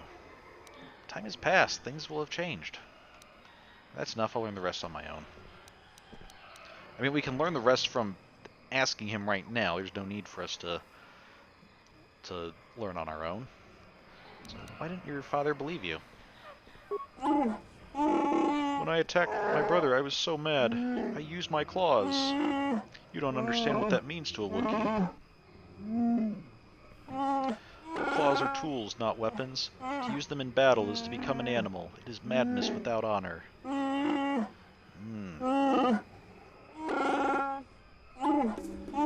forever a mad claw in the eyes of my people. Nothing I say is to be trusted. They were right to cast me out. Okay, we'll deal with that if we have to. Let's go. Time has passed. Things will have changed. Well, yeah, I'm not sure there's really anything I could say. If it's like you have a status and now you'll always be that status, then we just have to deal with that. So let's go. I don't have much hope. Okay. Well. And I didn't bring you along for hope. I brought you along to, you know, fight if it comes to that. So Eli Gand and Manaan. Who are you guys? Greetings to you. Something I can get for you? Kindly direct your inquiries to me. Manaan is merely an indebted employee. His opinions don't amount to much. Okay. Let's talk to you then. So, new spaces have come to Wild Kashyyyk. Please, look well upon the wares of Eli Gand. I live to serve your needs. Just be sure to pay cash. The interest on his loans will drain you like a diluvian fatworm on a hut's backside. First off, hearts are all backside. Secondly, I don't much like the comparison. No need to get personal. It's just business. Poor fellow. He's been waiting for his friends to return with my money for a standard month now. But you don't need to hear this. What can I get you? Okay, let me see what goods you carry. What do you know of Kashyyyk? Do you always enslave your debtors? I have no business with you. I'll be going. Yeah, this is kind of curious. Like, is this a habit you have of just enslaving people who owe you money? Enslave? I resent that. Simply fair business. This man's fellows left without settling their debts, so he must make up the difference. I know, it's standard trading rules. I just want to know where my crew went. I was only gone for 2 days. This isn't like them. Yes, very sad that they would abandon you, especially while you were doing me a favor and helping repair one of my freighters. You think you know someone, and they turn out to be a cheat. Oh, not like you, Matt. You honor your deals. A word is a bond in trade. Do your debtors have a habit of running off? How much debt buys a man's life? Yeah, how big is his debt? Oh, it isn't about the amount. After all, as a skilled mechanic, Manaan is worth much more than what is owed, especially on this remote planet. Oh, you flatter me, Eli. I guess we're best buddies now. As I was saying, it's a matter of principle. I'm nothing if not honest in my dealings, and I demand the same. He'll be free to go when his friends turn up and the debt is paid. I honor my deals. Let no one say otherwise. Perhaps I could settle up some of his debt? I mean, offering to just settle a debt when we have no idea what's going on is probably a little unwise. Let's wait, see if we can figure out what happened, and then we'll come back to that option later if we need to. But do your debtors have a habit of running off? It happens from time to time. Credits are scarce out here, and not everyone is as honest as Mr. Daisel here. You'll get your money. My crew will be back. Of course they will. Until then, however, I can make use of you as a mechanic. Very rare to find skills of your kind out here. Okay. Let's go back to other questions. Of course. Let's see what you carry. Of course. You're in a hurry. Let's see, we have reinforced fiber armor, which is good, but I think that dexterity bonus is a little low. Let's see, inspired by craftsmen on worlds where metal is in short supply, this type of light armor consists of Jungju tree fibers bound with synthetics, offering good flexible protection. Jamo Hogra's battle armor. Jamo Hogra was a Zabrak mercenary who feared for his life after a raid on a Sith dreadnought. He spent a fortune on his personal armor, only to be killed while in the bath. Okay. Bothan Sensory Visor. We read this one. Bothans place great importance on the tools of the information trade. They would consider these items to be of average quality, though their standards are exceptionally high. Okay. So immune critical hits and improve some skills.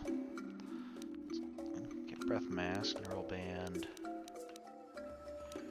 electrical capacitance shield, immunity to damage, to electrical damage. This shielding device, worn around the waist, absorbs and stores electrical energy directed at the user, which is then released slowly over a period of time, dissipating harmlessly. The manner of release generates vibrations along the inside edge of the shield, giving it the less than complimentary nickname, the Tingler. Okay, sound dampening stealth unit. We've seen most of this stuff before. Cyber reaction system. This system supplants the user's normal nervous system, enhancing it artificially. It allows the impulses to travel faster and farther along the system, improving reaction time while also improving fine motor control, increasing accuracy. And Gizka poison. Okay, we've already dealt with our Gizka problem. So,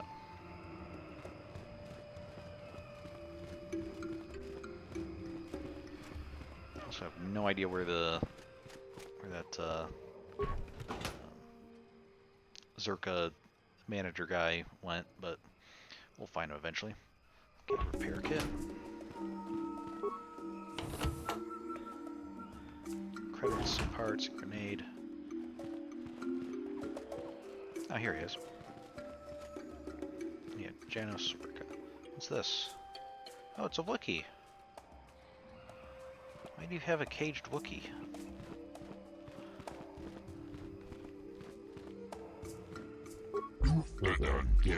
Greetings again. How can Zerka Corporation serve you during your visit to Edion?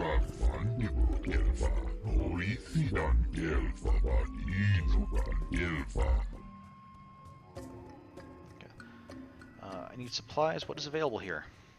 Tell me about the planet. You called it G5623 before. I'd like to ask about the Zerka Corporation.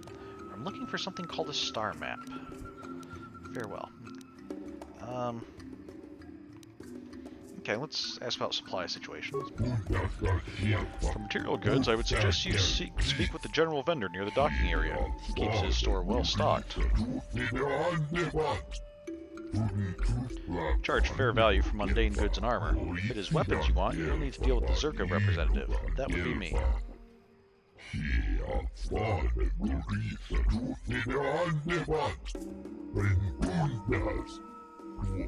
you're here to purchase local species, however, you must wait for a licensed Zerka Corporation trader to return from deliveries outside the system. Okay, so advertising your slave trade there. Purchase local species, what do you mean? What weapons do you have available? Okay, we'll check that in a moment, but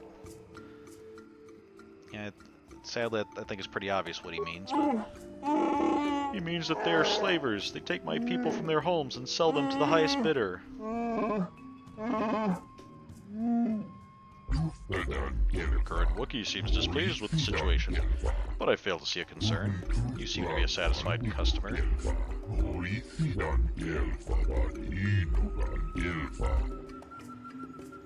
Zaalbar is no slave. He has pledged a life debt to me. Why do the Wookiees tolerate you doing this? I think you'd need more firepower to keep order. Yeah, Zaalbar's no slave. He's just sworn to serve me. Ah, a very difficult thing to stage. I commend you for it. So much easier than relying on restraining collars. That's not... Do not demean the life debt. Do not.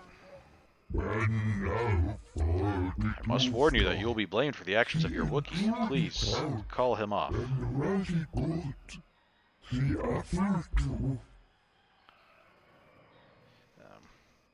Why? I should let him kill the lot of you. Why did the Wookiees tolerate you doing this? I mean, as much as I, would prefer if Zaalbar didn't just go around slaughtering everybody involved here, I would point out you're kind of intentionally misunderstanding the situation. Again, he's not my Wookiee, so I really can't control him in that way. I think the best I could do is just ask him to, please not kill you. So, yeah, well, why should I call him off? I'm merely a servant of the corporation. The Wookiee leadership is in agreement. Harvesting is made as delicate as possible. Wookiee leadership agrees to this?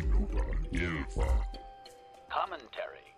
The meatbag speaks without clarity. Detail this agreement or the master will splatter your organs all over the floor. Oh, there's no call for that. It is a simple matter, really. We supply arms in exchange for a supply of healthy Wookiees. Thank you, HK. We are kept profitable, and an agreeable leader is kept in power. It keeps the process from becoming a constant firefight. What is this leader's name? I believe his name is Shundar. I don't deal directly with them, thank goodness. Far too brutish.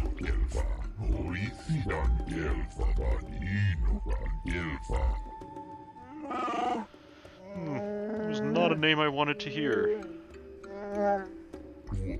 Sounds as though your thrall has an opinion about our arrangement with this leader, but it doesn't matter. Shundar is unquestioned.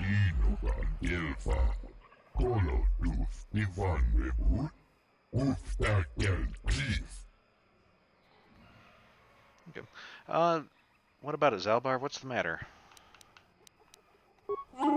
This is not something I will talk about. Not yet. Please, is there anything else? I have work to do. Okay, let's go back to other questions. Okay.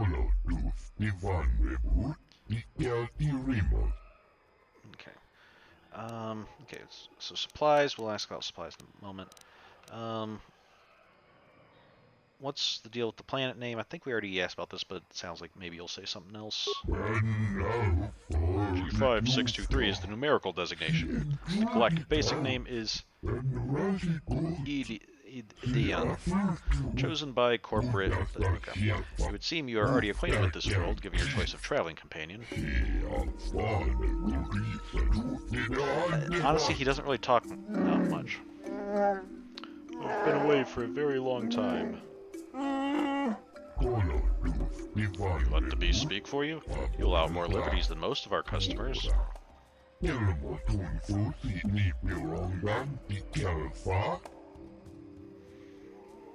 Okay.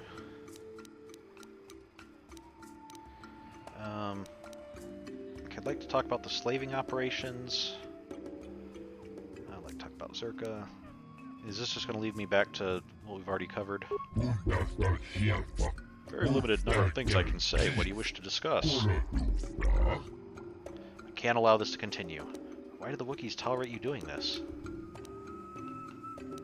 What's to stop me turning my Wookiee loose on you? I get the feeling we're going to need to go talk...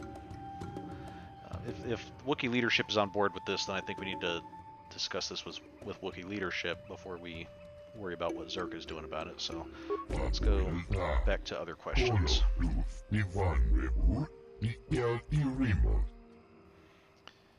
Okay, what about Zerka Corporation? Zerka Corporation has branches in many systems, mostly concerned with weapon production for personal and ship-mounted use. Of course, the many outposts on this world are only concerned with bioacquisitions. So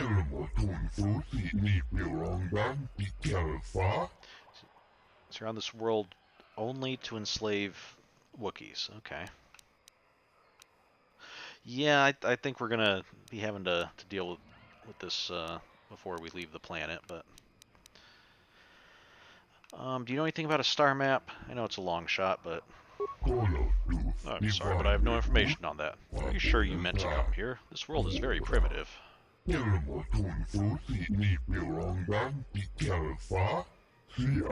Much of it is still unexplored even by the locals. The forest gets ever more dangerous the further you descend. The lowest level, the Shadowlands, are largely unknown.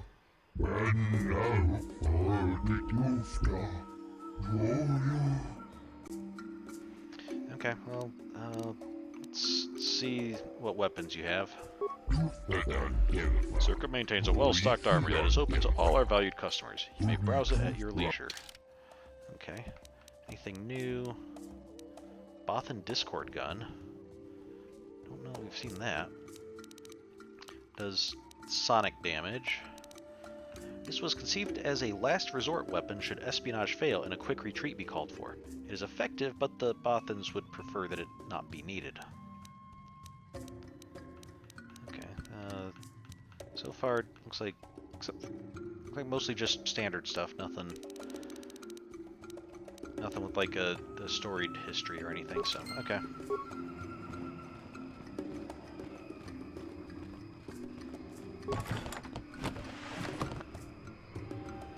Okay, medpack, computer spike.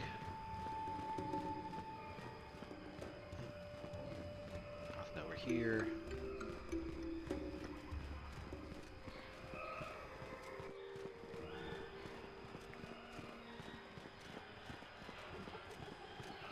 So I'm assuming don't know, but I'm assuming all these things sticking out from the tree, either they're supporting a platform above us, or there should be like lines supporting this platform, and they're just like too slender for us to see it, you know, with this camera.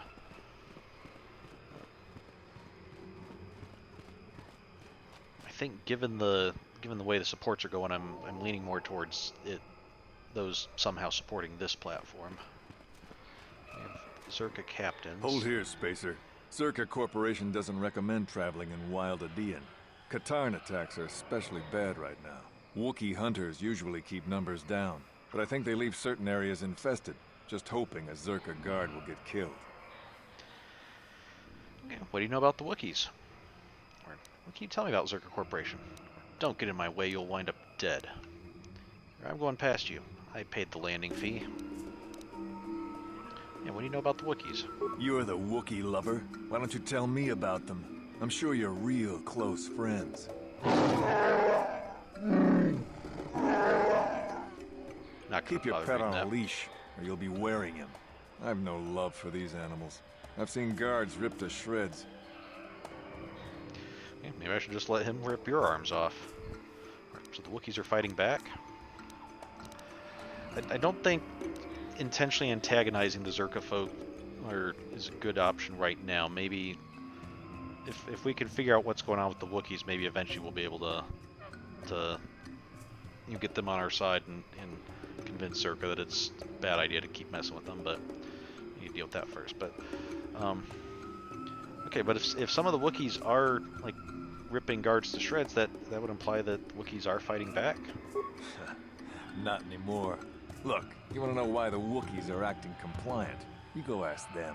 When they rip your head off, we'll fish it out of the Shadowlands and give it a proper burial. How about that?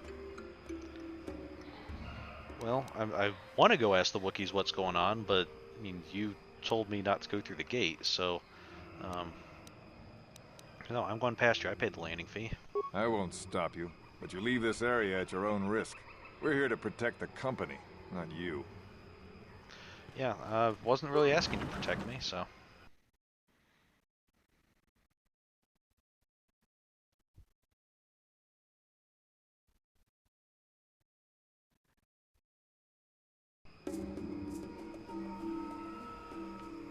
Okay, Kinrath. Deal with these things first. Wait, seriously, there's...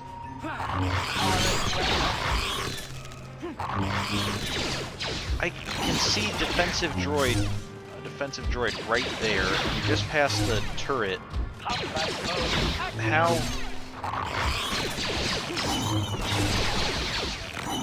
Like, why are none of these turrets getting involved? Why is the droid not getting involved? You guys are just... It's not on the Wookiees, it's you guys letting the Kinrath get here. Okay, well, he doesn't need this stuff anymore, just some standard med pack, grenade and stuff. Can you sense it? The wind, the sound, the smells? I feel it all now that we are away from the spaceport.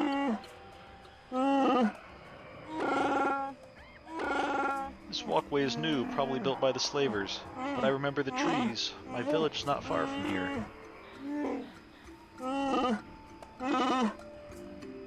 What can I expect to encounter? Is there anything I can help you with?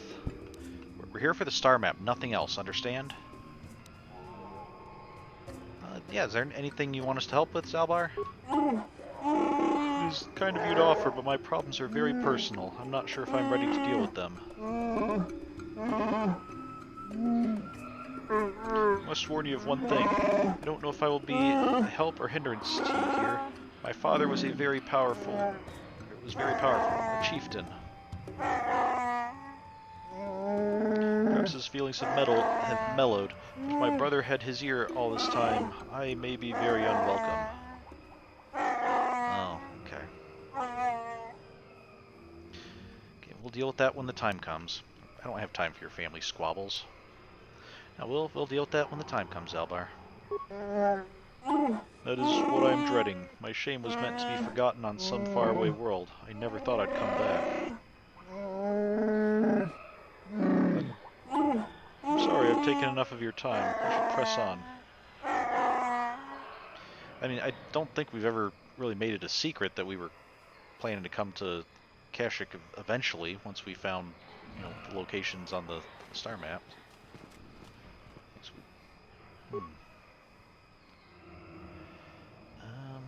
Trade is damaged and inactive. I don't know if we have enough repair parts to fully activate it. Maybe if we get some more, we might come back and try. Zerka Cap, Zerka Guard, Patrol Captain Dano, and looks like a Wookiee. This isn't good. I can't afford this. You think I can? Do you know what they get for a healthy one of those things? We'll work it out later. We've got company.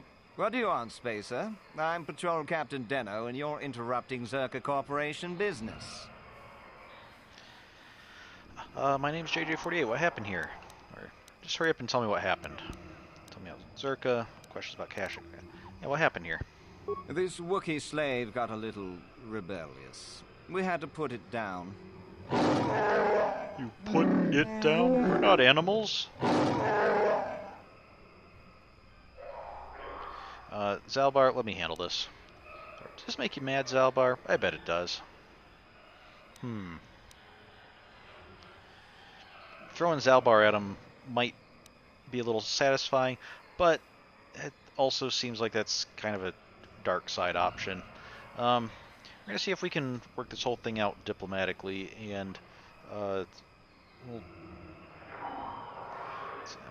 just have to hope that we can get justice from this somehow. So, Zaalbar, please let me handle this. But their disregard for the life of this Wookiee is too much.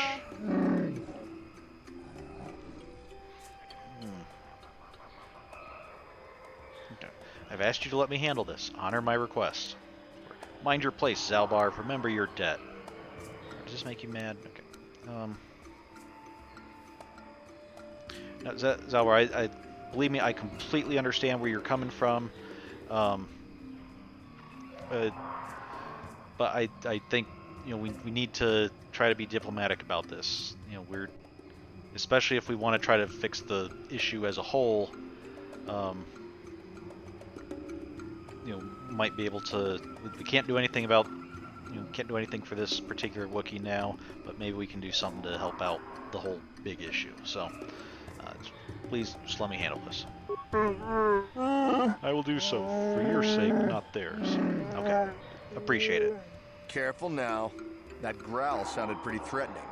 Keep your slave on its leash or we'll have another accident. Just shut up, you trigger-happy idiot.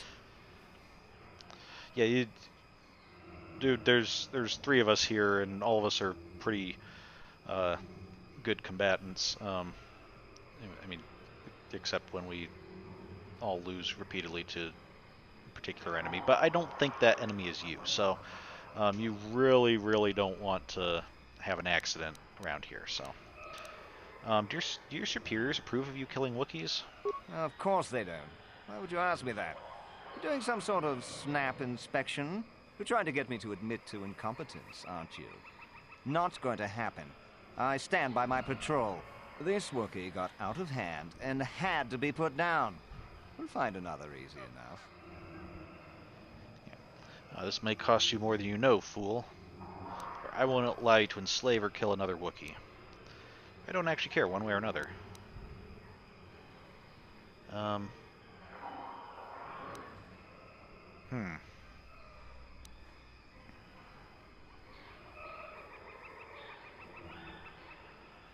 So we can kind of insult him and be menacing. We can just flat out defy him, or we can be apathetic. Now, I won't allow you to enslave or kill another Wookiee. Is that a joke? Who do you think you are? Persuade. This posting is trouble, friend. Get out while you can. Or force persuade. Request a transfer. Move your patrol off-world.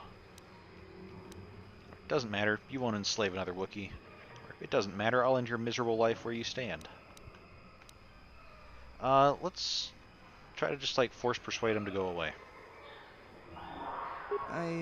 I think I should pull in some favors and get us moved off-world, men. Are you all right, Captain? Are you questioning my orders? You don't want to do that. If you say so, Captain. Yes, I say so. Move out. This place just isn't worth the trouble.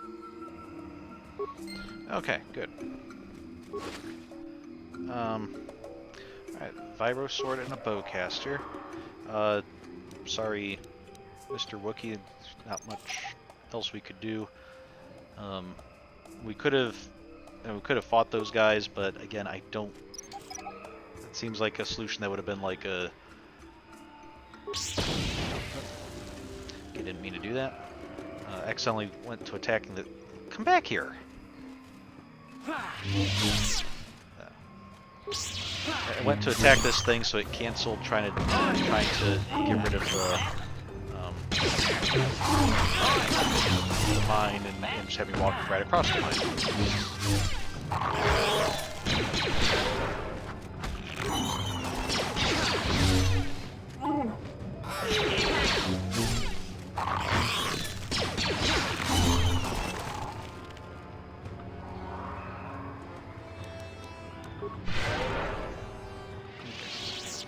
Refuse pile. Okay, some adrenals and a grenade. It's interesting just having this. Like we have these like walkways around the tree, and those, you know, can understand those. But then we just have this huge, wide area here that doesn't seem to serve any purpose. I guess maybe it's just have some wide areas so that they can be used if needed.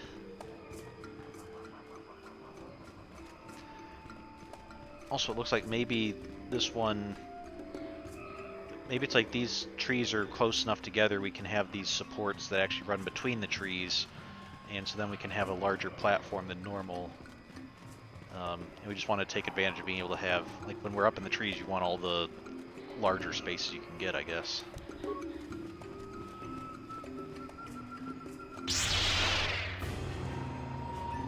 Mycal.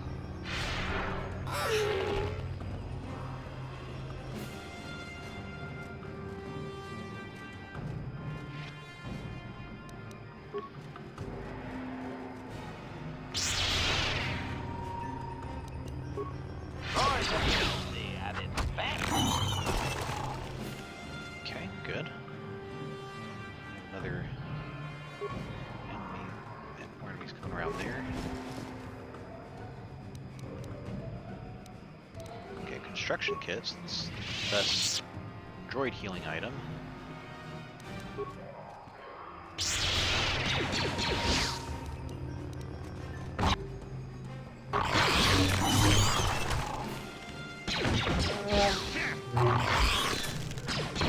HK, did you just shoot Zaalbar several times? It kind of looks like you shot Zaalbar several times.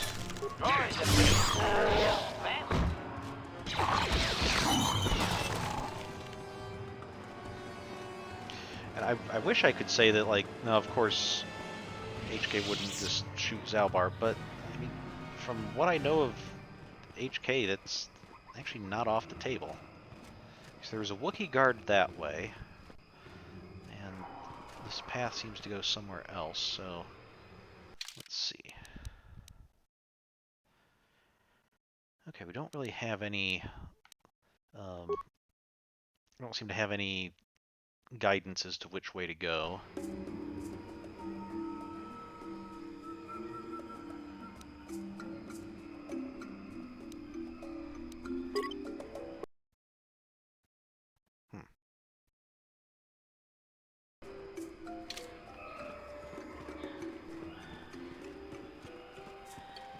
Let's go this way first. Let's meet the Wookiees. You're not permitted to pass into the Shadowlands. Only Chundar may allow you entry. Okay. Especially when you bring filth such as this with you. This mad claw has no place here.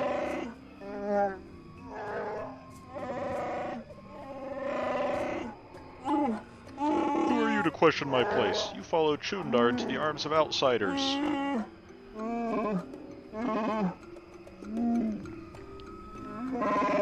And yet you travel with outsiders yourself. Speak no more. Chundar will decide if you are permitted to enter the Shadowlands. Okay, where's this Wookiee I need to see? What was that about, Zaalbar? Okay. Yeah, where is this Chundar? Speak with Chundar in the village of Urkuru.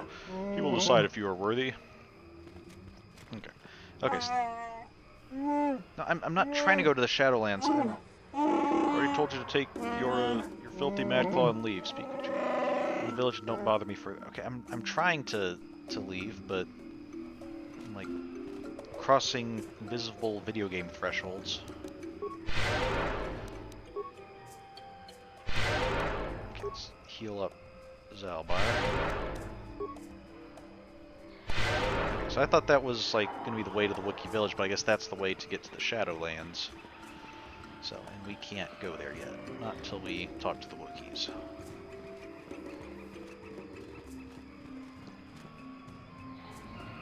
Okay.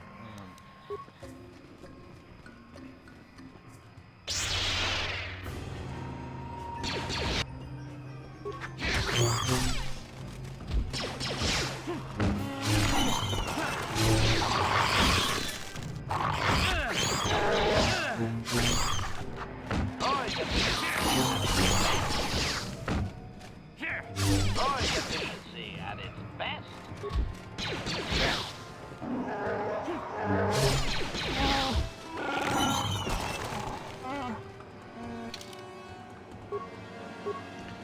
So we're going to try to have enough skill points. Okay, so I guess we're only going to be able to increase repair once each level up because it costs 2 points. Okay. Actually not sure how much we really need Persuade anymore now that we have like Force Persuade. Security's still good. Computer use would be good, except that it costs 2 points per level up, so we can't do that and repair. Let's increase security, I guess.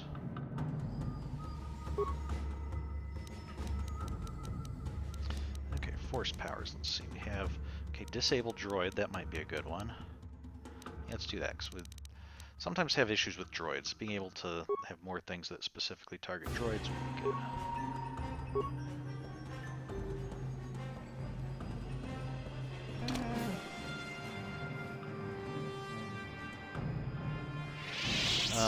Okay, so now that I improved repair very slightly, ooh, do I have anything that can? I might have like, something that can improve repair. Nope, none of these improve repair.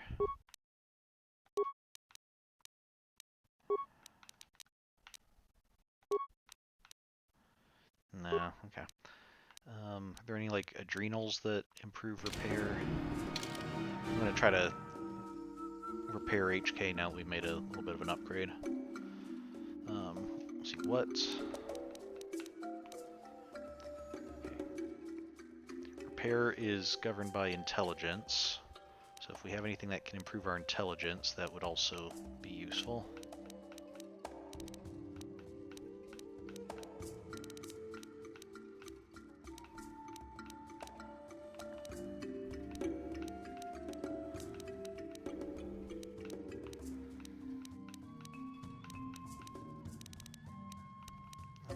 Dexterity, Constitution, Strength. Okay, Vitality, Attack, okay.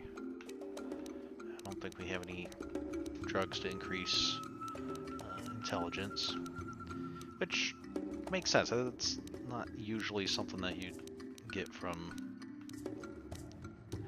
Usually mind-altering substances are going to make you less intelligent, not more intelligent, so... I guess all we have to go on is just seeing if that one extra point actually helped. Statement. Age. Okay, let's try restoring some of your memory. Affirmative. Request. Okay, let's get started. Statement. As now close the last panel.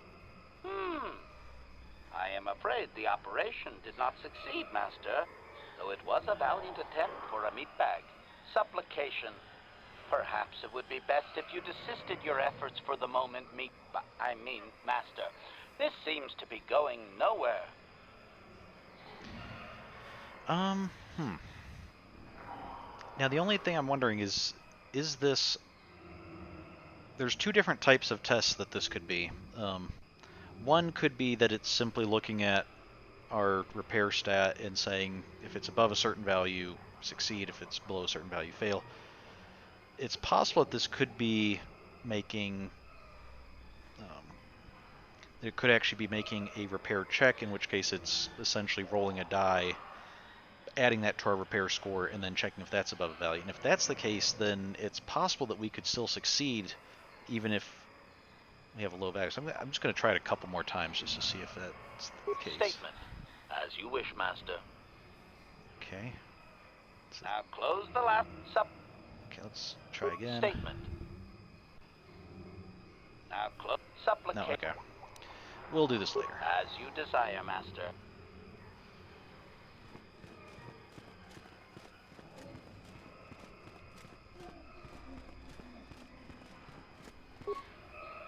Supply station.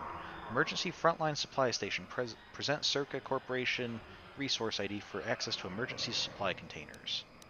We can try to slice it. Inquire about primary functions.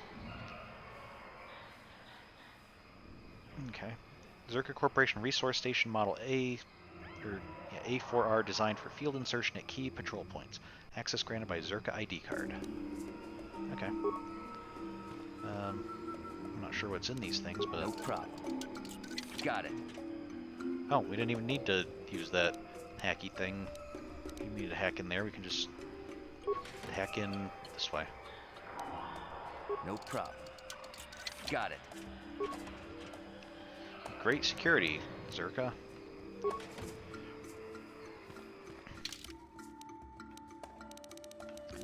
Only thing of interest I saw...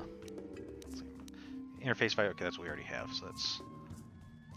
If I see anything that improves our repair, that would be rather useful. Oh, I think our...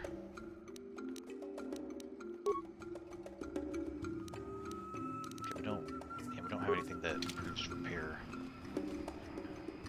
Oh, there's some Dark Jedi, though. I mean, not that they're going to improve our repair, but... Lord Malak was most displeased when he learned you had escaped Taris alive. He has promised a great reward to whoever destroys you. I'm no grammar expert, but shouldn't that be to whomever destroys me? I mean, it's not going to matter for you guys for very much longer, but I'm still kind of curious.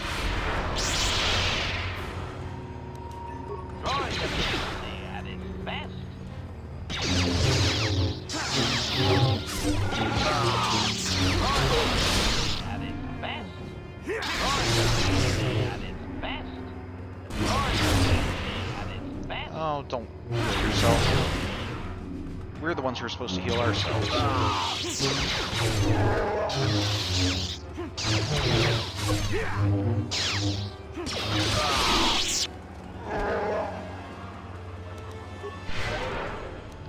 Wow, you guys didn't even break a sweat. I mean, HK wouldn't break a sweat regardless, and I guess Zaalbar probably just pants, but I didn't break a sweat, so. Okay, yellow crystal. Oh, the short lightsaber has a purple crystal. Okay, that might be kind of nice. And a Nexter crystal. I'm not sure if we've seen that one before. Diamond crystal, I'm sure we've seen. And that looked like a purple lightsaber crystal as well. Okay. What was that one crystal that we saw?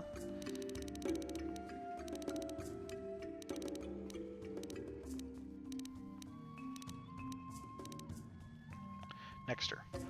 This crystal is mined in the mountains of planet Mahali, and when used in lightsaber construction, it produces a volatile blade that can cause surprising amounts of damage. Okay. Might be interesting.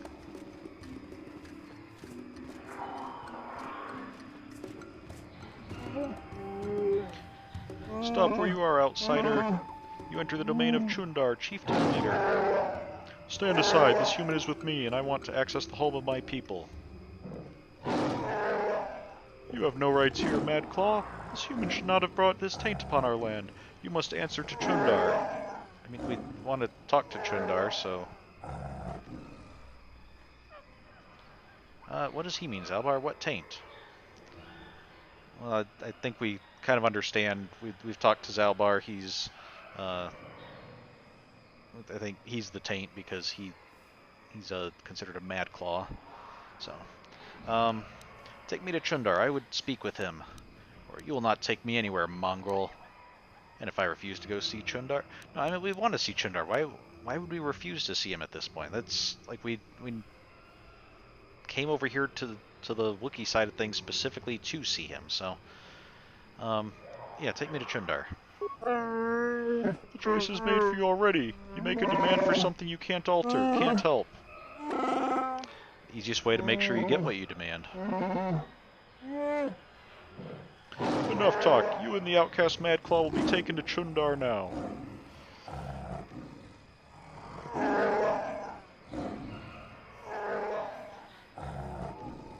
Okay.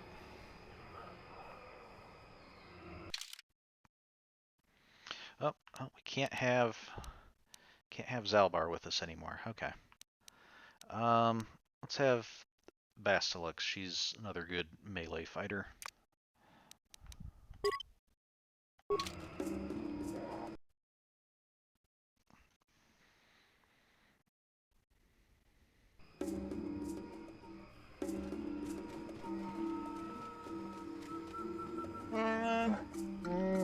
Step forward and address mighty and wise Chundar, outsider. We don't often allow visitors of your kind. You are flanked by Zerka slavers. Are they not outsiders, or have you sold all of Kashyyyk to them? Okay, Brother Zaalbar, you've been exiled a long time. You shouldn't speak in that tone. Things are different now. You are a Mad Claw without honor. You have no voice among your own people. I, on the other hand, am chieftain.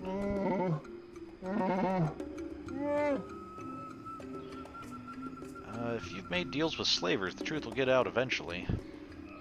A nice nest of lies you've constructed. Ignore him, Chundar. You're dealing with me now. Yeah, if you've made deals with the slavers, I don't really see how you're going to keep that a secret for too terribly long. You may talk, but no one will believe you. I've had a long time to guide what my people think. They trust me, the mighty Chundar. Even with my brother insane and my father enslaved, I rose to protect my people despite it all.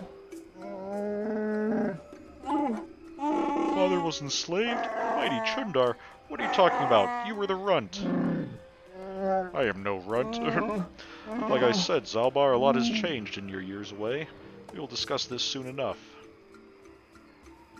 I'm assuming that the other Wookiees in here are like his loyalist inner circle, that they're all in on it and can be trusted not to, you know, go blabbing to the other Wookiees or anything. Otherwise, it'd be really foolish of him to you know, speak up like that in front of them. So what do you want? Why drag us here? Is there a point to all this? If this will only lead to a fight, I'd like to get to it. I think we can be a little bit more diplomatic than that. What do you want? What's your deal? I haven't killed Zaalbar because he's my brother. I hoped he and I could come to an agreement. You are irrelevant. I may be able to put you to use on a menial task. Zaalbar will have to stay here, of course. Okay, well, what is this task? I would not abandon Zaalbar to you. Yeah, we're not just gonna turn Zaalbar over to you for, let you capture him and enslave him or do whatever. It isn't your choice. I already have him. I have a personal matter to discuss with him. You have other duties. A simple thing. Another Wookiee has suffered the same fate as Zaalbar, gone mad and been exiled. He now lurks the Shadowlands. More importantly, he's pestering my Zerka allies during their Shadowland expeditions. It is not good for business. He's standing against you. The first of many, perhaps? I want to ask about the Shadowlands. I'm only interested in what I'm looking for. A star map. What happened with you and Zaalbar? Give me your version. Now, that is a good approach. You know, if you only hear one side of a story, you're likely to, like, if that's all you hear, you're likely to just believe it if it sounds even plausible. But you really need to hear both sides of the story before you can really judge. You know, was the first version I heard, was that actually accurate, or was that just am I just filling in the gaps myself and wanting to believe it? So yeah, let's hear what happened with you and Zaalbar. Zaalbar didn't tell you? He took offense to my trading a few of our people for favors and weapons. Okay. I didn't understand his objection. Imagine the destruction if Zerka Corporation had come in with blasters firing. I saved many lives. Of course, I also gained weapons and arranged for certain rivals to be taken. I protected my allies and my power grew. So pretty much exactly what Zaalbar told us happened, okay. Which explains why the Wookiees in this room haven't killed you. You have a complete lack of remorse for your actions, like a big hairy hut.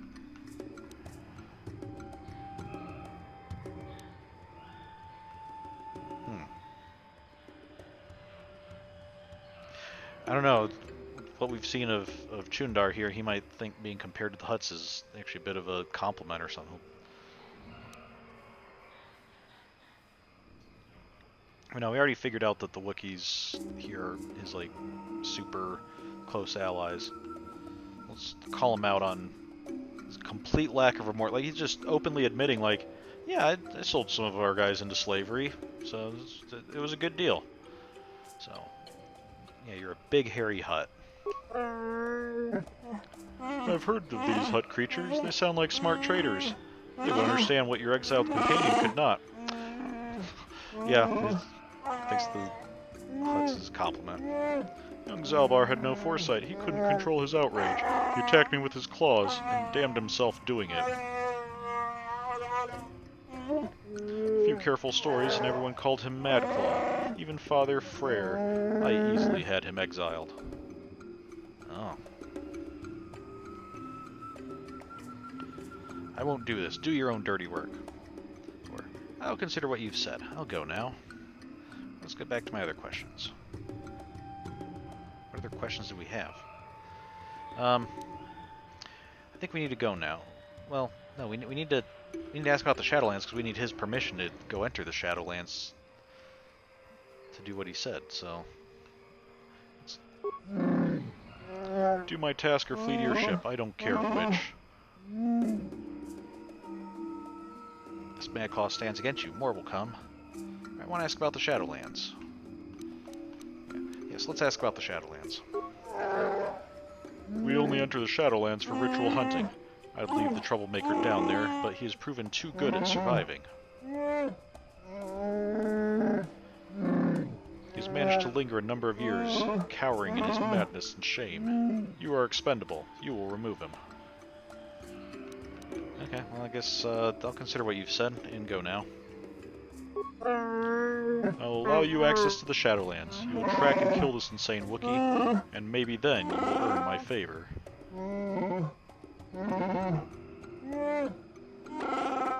Zaalbar stays here to ensure your loyalty. Zerka would never let me hold you, but they don't care what I do with fellow Wookiees. You're a fool. You're making the job harder. I need Zaalbar with me as a guide. Yeah, I had kind of been hoping that he could tell me more about the planet. No, you won't need him to find your way. Over the years, I have had my people trained to understand Galactic Basic. They didn't just mean as an interpreter. I tell them it is better to understand the enemy. They think it will make the Zerka easier to fight. Actually, it makes them easier to obey. You're very open with your scheme. Remember, you can't beat me here. No one would dare oppose me to join with an outsider or an exile.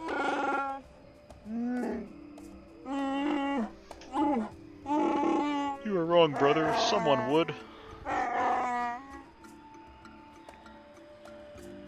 Who are you talking about, Zaalbar? Yeah, Zaalbar, you and me. You see, Chundar, there is someone. Make it good, Zaalbar. I guess that's, we think that Zaalbar is just bluffing and hoping that he can continue, but I don't think Zaalbar is bluffing. I want to know who he's talking about, though. Do you speak of Freyr, our father? Why, he was the one that ordered you exiled when you attacked me.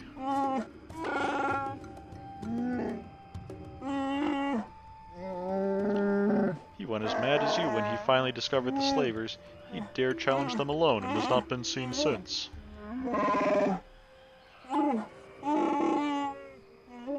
That was years ago.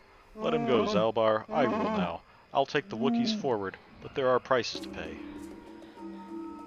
Well, he makes sense, Zaalbar. Perhaps you should listen to him. Don't listen, Zaalbar. It's not worth it.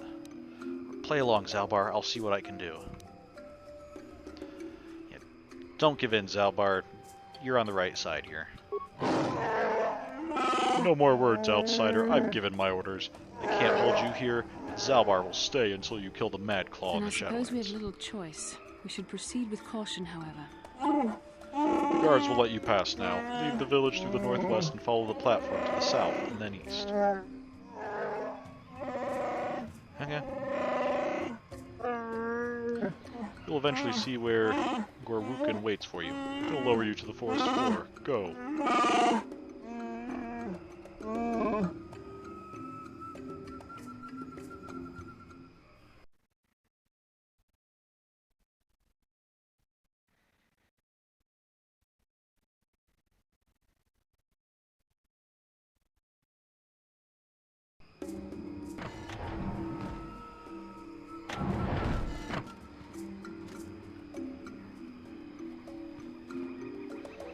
You're not Zaalbar, you're a Wookiee guard. Okay. So let's see. Oh, interesting. This is just like a safety net or something? It seems odd that there's no platform there, but we still build out ways.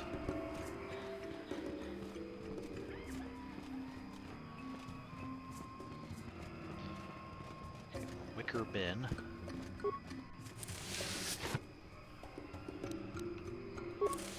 Just some adrenals and spare parts and things.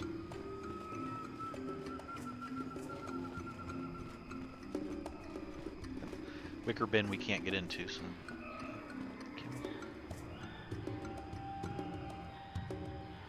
this one we can't get into, so I guess that's just a laundry basket or something.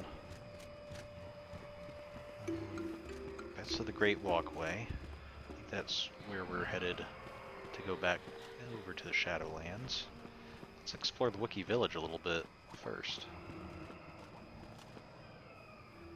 Okay, see now that these things sticking out from the trees I don't really get, but that sticking out from the trees, that makes sense. That's like covering the walkway and like keeping rain off and stuff. Okay, it's like more like what that's doing. So,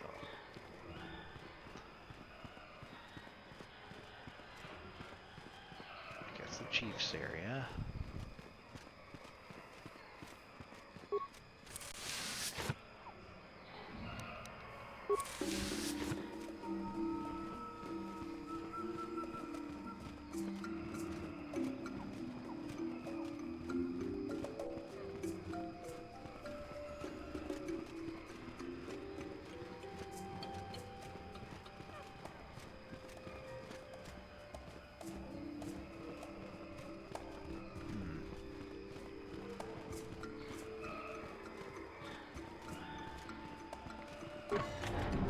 of the laws.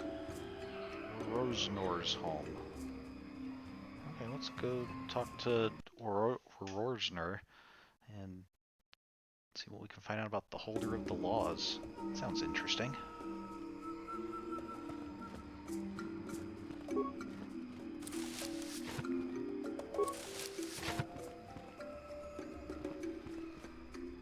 Are you Rosnor?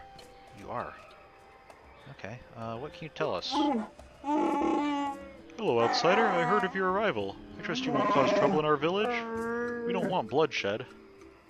Okay, can I ask you some questions? I'm sorry, like most of the village, I've been preoccupied by these troubled times. I don't really want to speak with you. Okay, well, I appreciate your honesty. Well, not unless you can tell me where young Rower is. Do you keep track of slaves taken?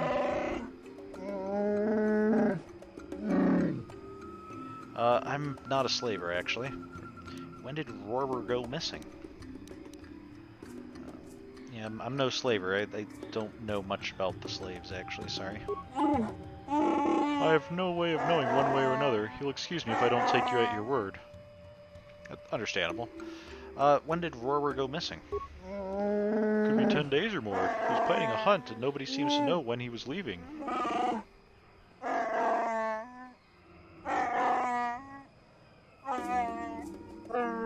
He's now overdue. I don't know where to start. It is strange. Why do you think it's strange? I don't believe he was taken by slavers. Their slave transports haven't been seen around here.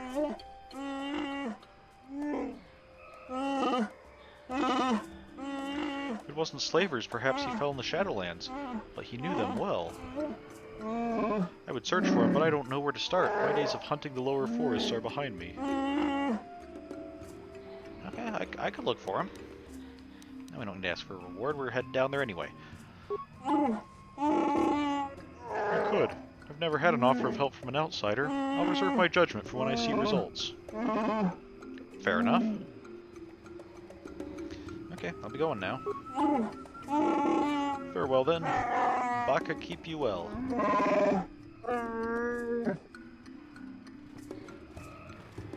Is Baka a Wookiee deity or something?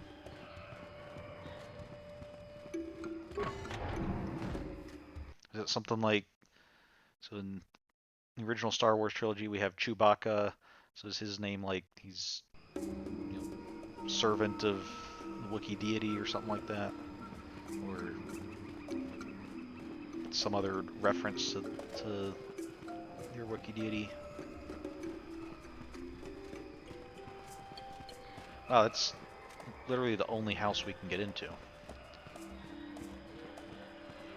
Of course, the Wookiees themselves, from my understanding, is they wouldn't necessarily need... We could see other houses in the distance and stuff, and they wouldn't necessarily need to connect them all by, by walkways, because they've got, like, could swing between them, or they can climb trees and, climb out on branches and things. As Zaalbar said, they don't use their claws for fighting, but they do use them as tools and can probably climb trees very well with them. So, I'm sure some of the platforms, especially near the houses, are just convenient for all around, so you're not having to climb the whole time. But I think a lot of these, especially with knowing that the chief is dealing with Circuit Corporation, I'm thinking that a lot of these walkways and things are probably built more for human convenience than for Wookiee convenience.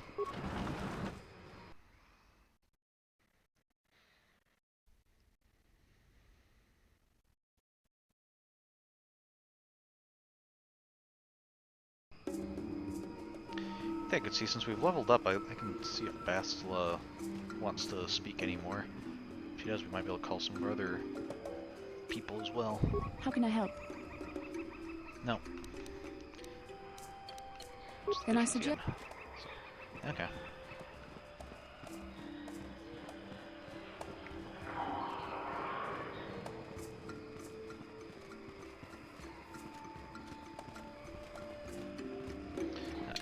save, though.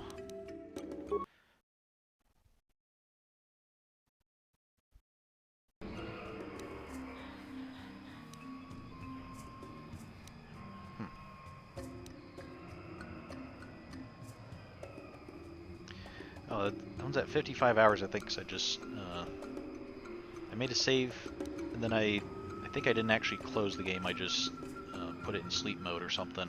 Then when I came back, I couldn't remember if I'd saved or not, so I saved it.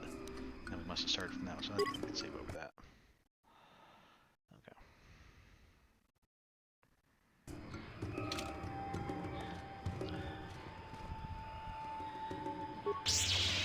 Kinrath again. Just cleared this area.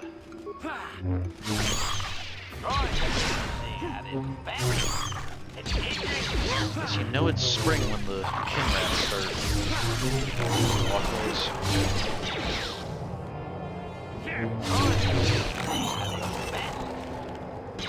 Well, I don't know, Bastila, picking them up and spinning them around like that almost makes them more horrifying. Not do that.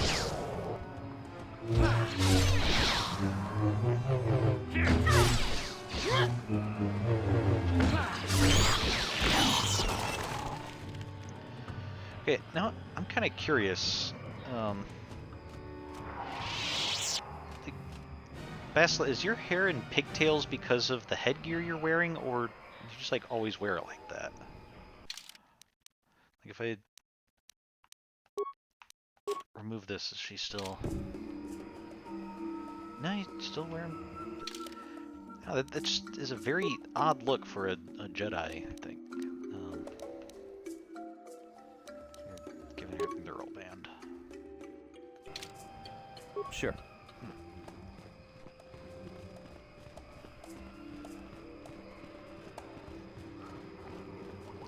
So when I see her from the back and I see the pigtails, it makes her almost look like a little girl or something instead of. When you see her face, she looks much more mature. Okay, here's the way to the Shadowlands.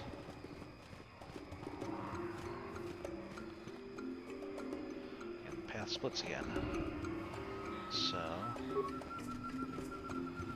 let's go this way first.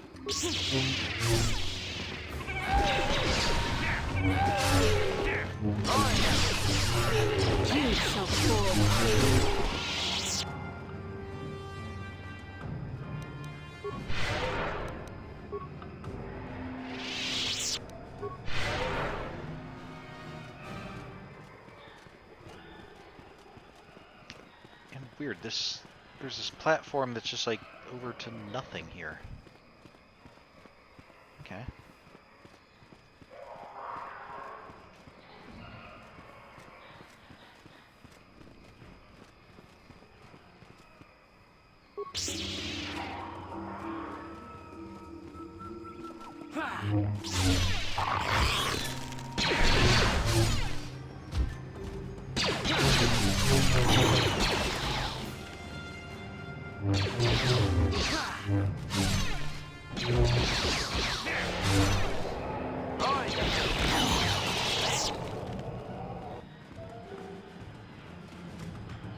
I did think it was interesting.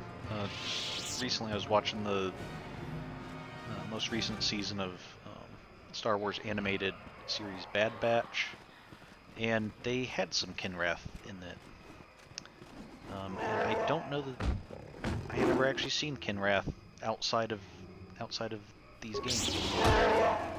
So it was interesting to see them actually animated in the show.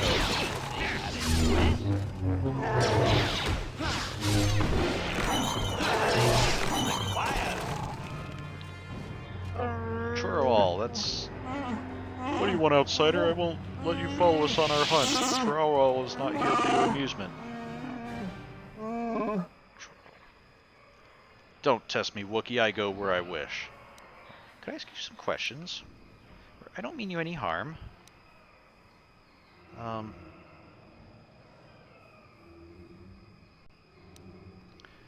Was Chorol the one who was told to let us I don't think it was. No, I don't mean you any harm. I don't want to mess with you guys. Believe that when our planet is free of you, your kind are only here to take or destroy.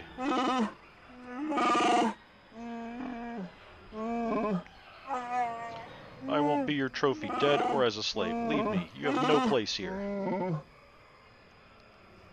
Let's see. I act for Chundar. Or just a few questions. I'm a friend. I want you to answer my questions. Force persuade. Show me proper respect or you'll regret it. I'll leave you then. I can't remember if he was the one that Chundar said to see or not. I don't want to go around claiming that I act for Chundar if this guy isn't one of Chundar's followers. That seems like it would cause problems.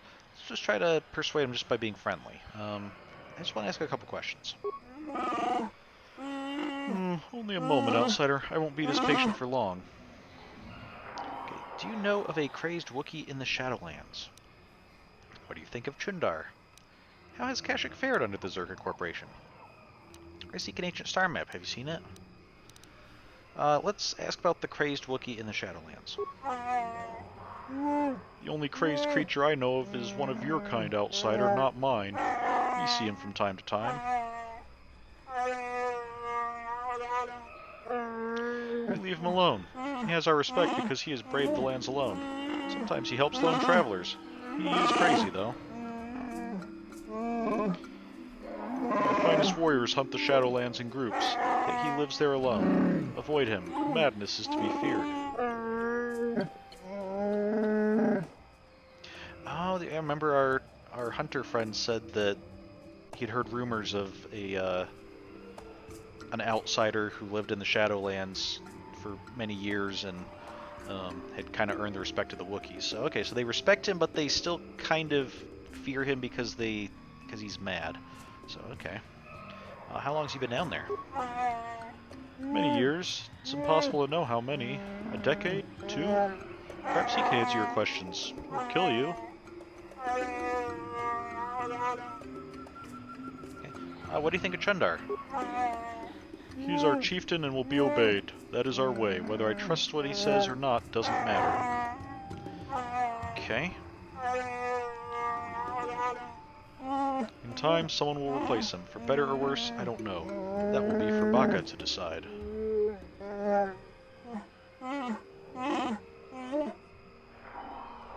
How will Baka decide? What does that mean? I'm kind of curious. How do you...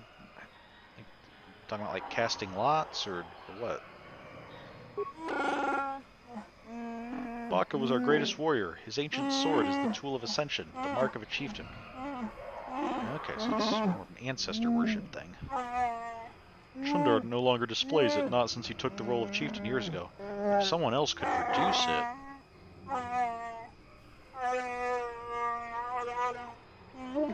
Bah, I talk like a mere child. This is foolishness. Could a blood relative of Chundar challenge him?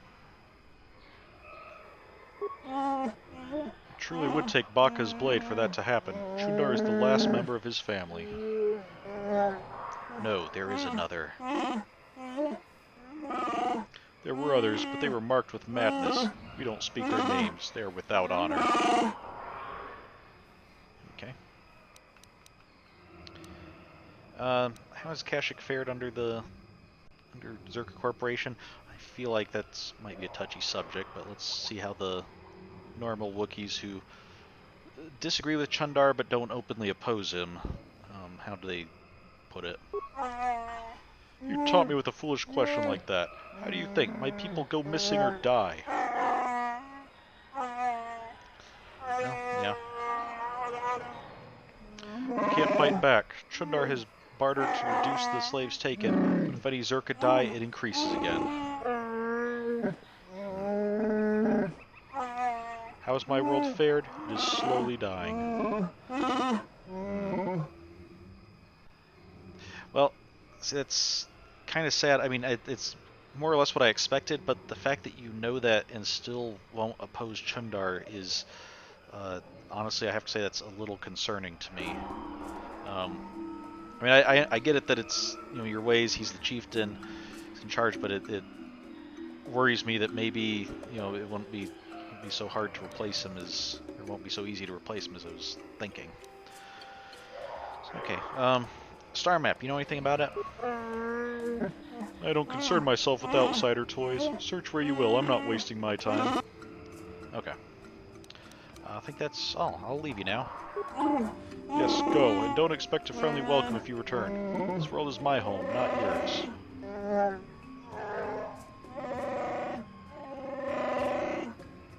Okay.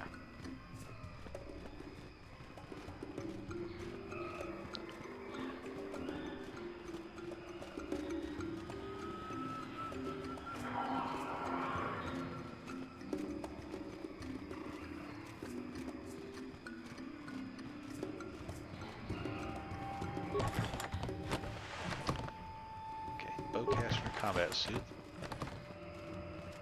Not that we need them, but we'll take them if they're out here available. Gurwukin, okay, you're the one that Chundar told us to let us down. Chundar has commanded that I grant you access to the Shadowlands. Gurwukin is what I'm called. Walk with care. Only our bravest return from these lands. Your soft feet are a barely tolerated insult. I've got boots on. I have a few questions, Gurwukin. Just unlock the thing and lower me down. Not ready yet, I'll go down later. Let's see if we can get some questions, some information out of you. Chundar said nothing of answering your questions. Be brief. I want to ask if it's dangerous down there. You know, everybody talking about how dangerous the Shadowlands are, and you know how only the bravest hunters go down there, and then in groups. Hasn't told me anything about whether it's dangerous or not. Has anyone else been allowed down recently? Just unlock the thing and lower me down. Okay. Yeah, how dangerous is it though? Can you maybe help clarify? Those that walk the Shadowlands do so at their own risk. It's a test of bravery among my people, a respected feat.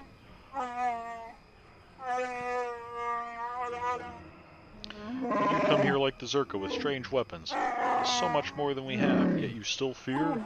Well, I'm also not like 7 feet tall with massive muscles and claws. You're pathetic. You will get no warnings from me. Prove your worth to us and to yourself. I mean, granted, they said they don't fight and hunt with their claws, but I mean, they're still like, you know, 7 foot something, and probably a few 100 pounds of solid muscle, and it is a significant advantage over humans and other like human-sized species. So, what do you think of Circuit Corporation? Okay, yeah, good question. We'll keep on asking. They have made Chundar strong, so we are all stronger. But I do not like them. They are small and hide behind armor. They would not survive the Shadowlands as a true Wookiee. They are not worthy to be there, but Chundar wills it. Has anyone else been allowed down recently? Well, just before we leave that, I thought that, you know, Zaalbar not being able to wear armor was just like because he's so big, the armor we find doesn't fit him. But this seems to imply that Wookiees, you know, they wouldn't wear out armor even if the armor did fit them. So that's interesting. Or at least these particular Wookiees. I guess it doesn't mean that no Wookiees would, but has anyone else been allowed down? A few like you are in the Shadowlands, given permission by Chundar. I don't know why. Only Wookiees should be allowed. The journeys of my people are very personal. I won't speak of them to you, to an outsider. What outsiders are below? Tell me the Wookiees so I might show proper respect. Force persuade. Tell me about any Wookiees that have recently gone this way. I want to understand why Wookiees revere the Shadowlands. I kind of would like to understand why Wookiees revere the Shadowlands. Can you tell me about that? You can't. You must live here to understand, to see harmony in the danger. I waste my breath on you. Okay. What outsiders are below? For reasons I do not know, Chundar allows those of the Zerka to move in the Shadowlands. They kill much.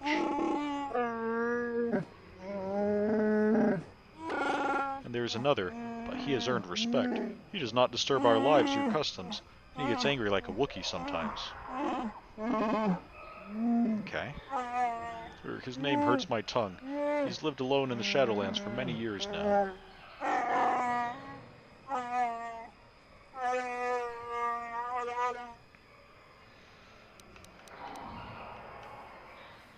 Okay, that won't let me just normal persuade him anymore, but would like to know about any Wookiees that have gone this way. I don't mean to pry, but if that's information that could help. Here. I should tell you about some of us that have gone to the Shadowlands. There have been many.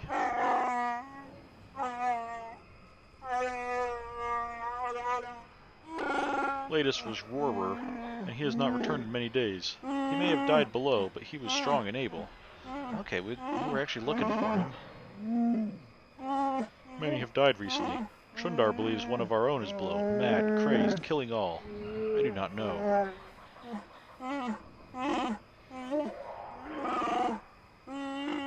We find no bodies to examine. Shadowlands claim them, I'm sure. Okay. Let's just unlock it and lower me down, please. The descent is long. Be still or we will attract unwelcome visitors.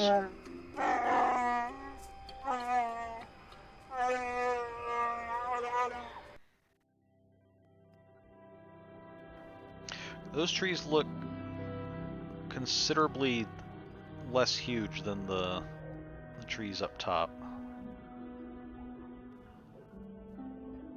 I wonder if we're going down far enough that we're actually like seeing trees that never grew up as tall as the biggest ones. These are little ones that started growing up and then got choked of light, so now they're just bare trees that never grew wider than this.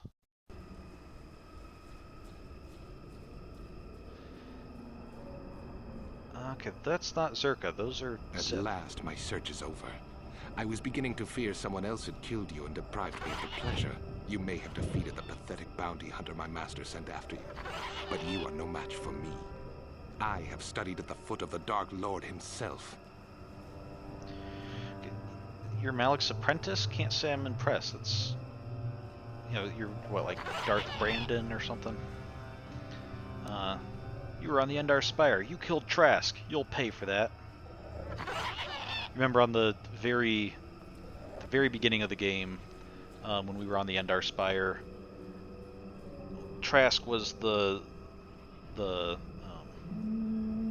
companion that we were fighting alongside for the whole of the tutorial bit, and then at the end, this guy showed up, and Trask was like, "Oh, I'll hold him off. You get to the escape pod." So when will Malak learn? I'll kill you just like I killed Kalo Nord. Well, that's not accurate. I won't kill him in exactly the same way. You're a fool if you think you can defeat me. Okay. Yeah, seriously, can't say I'm impressed.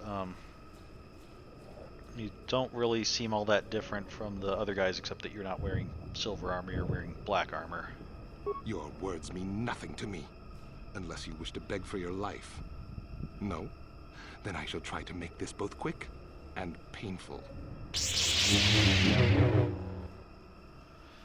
Okay, how about if I just throw a lightsaber at you? Aha, and again.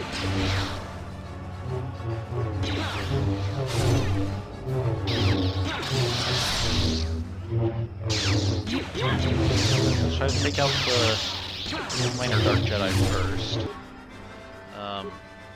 HK, try to heal up here, buddy.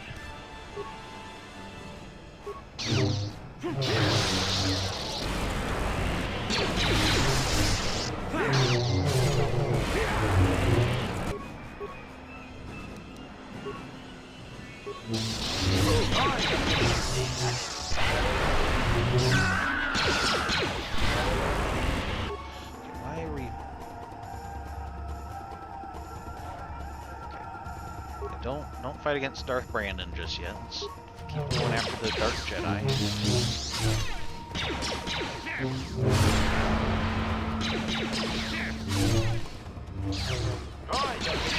Okay, Basla, do you want to help out here?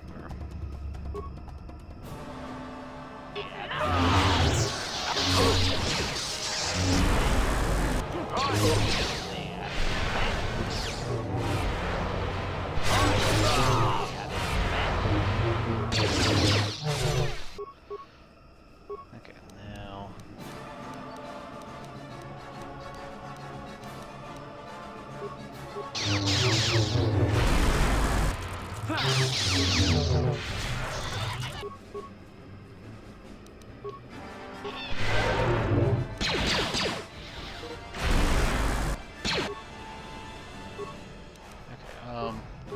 You handle healing, because I'm kind of... Oh, I guess I'm incapacitated, so... Basla, can you just take care of fighting Darth Bandon completely?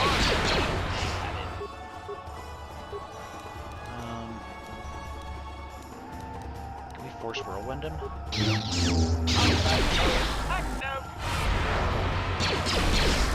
Okay.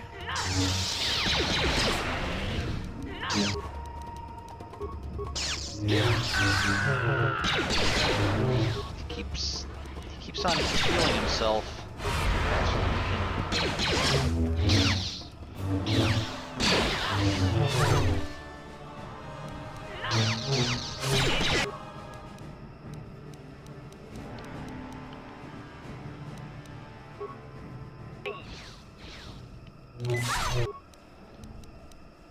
Okay, let's...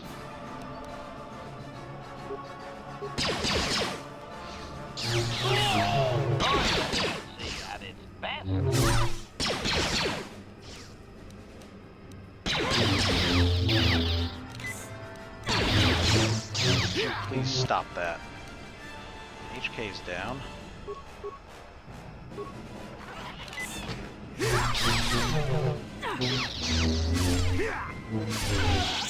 Okay, wow, that was... Alright, we're gonna have to... Maybe Darth Bandon's a little bit tougher than gave him credit for. Might have to switch out someone for HK.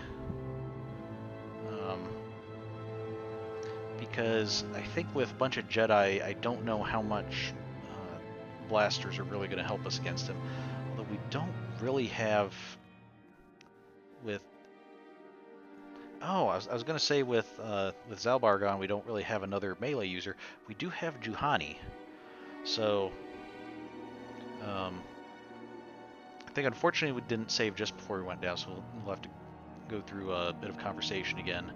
But I think next time maybe we'll switch out HK for Juhani, and maybe that'll help with 3 Jedi going against him. That might be a little bit easier. That'll also mean not having a droid will mean that whenever we use heal, we can heal up everybody in the party, as opposed to it only healing up 2 members of our party. So. Okay, I think also next time we'll also hopefully be a little bit more, see if we can talk to our companions, get a little bit more story there as well. So, seems like a good place to stop. Should be here next week. I might have some scheduling conflicts if things go a little bit late, where I might be a couple minutes late, but I don't anticipate that happening, and I should definitely be able to stream, and will most likely be able to do it on time. So thank you for joining me tonight.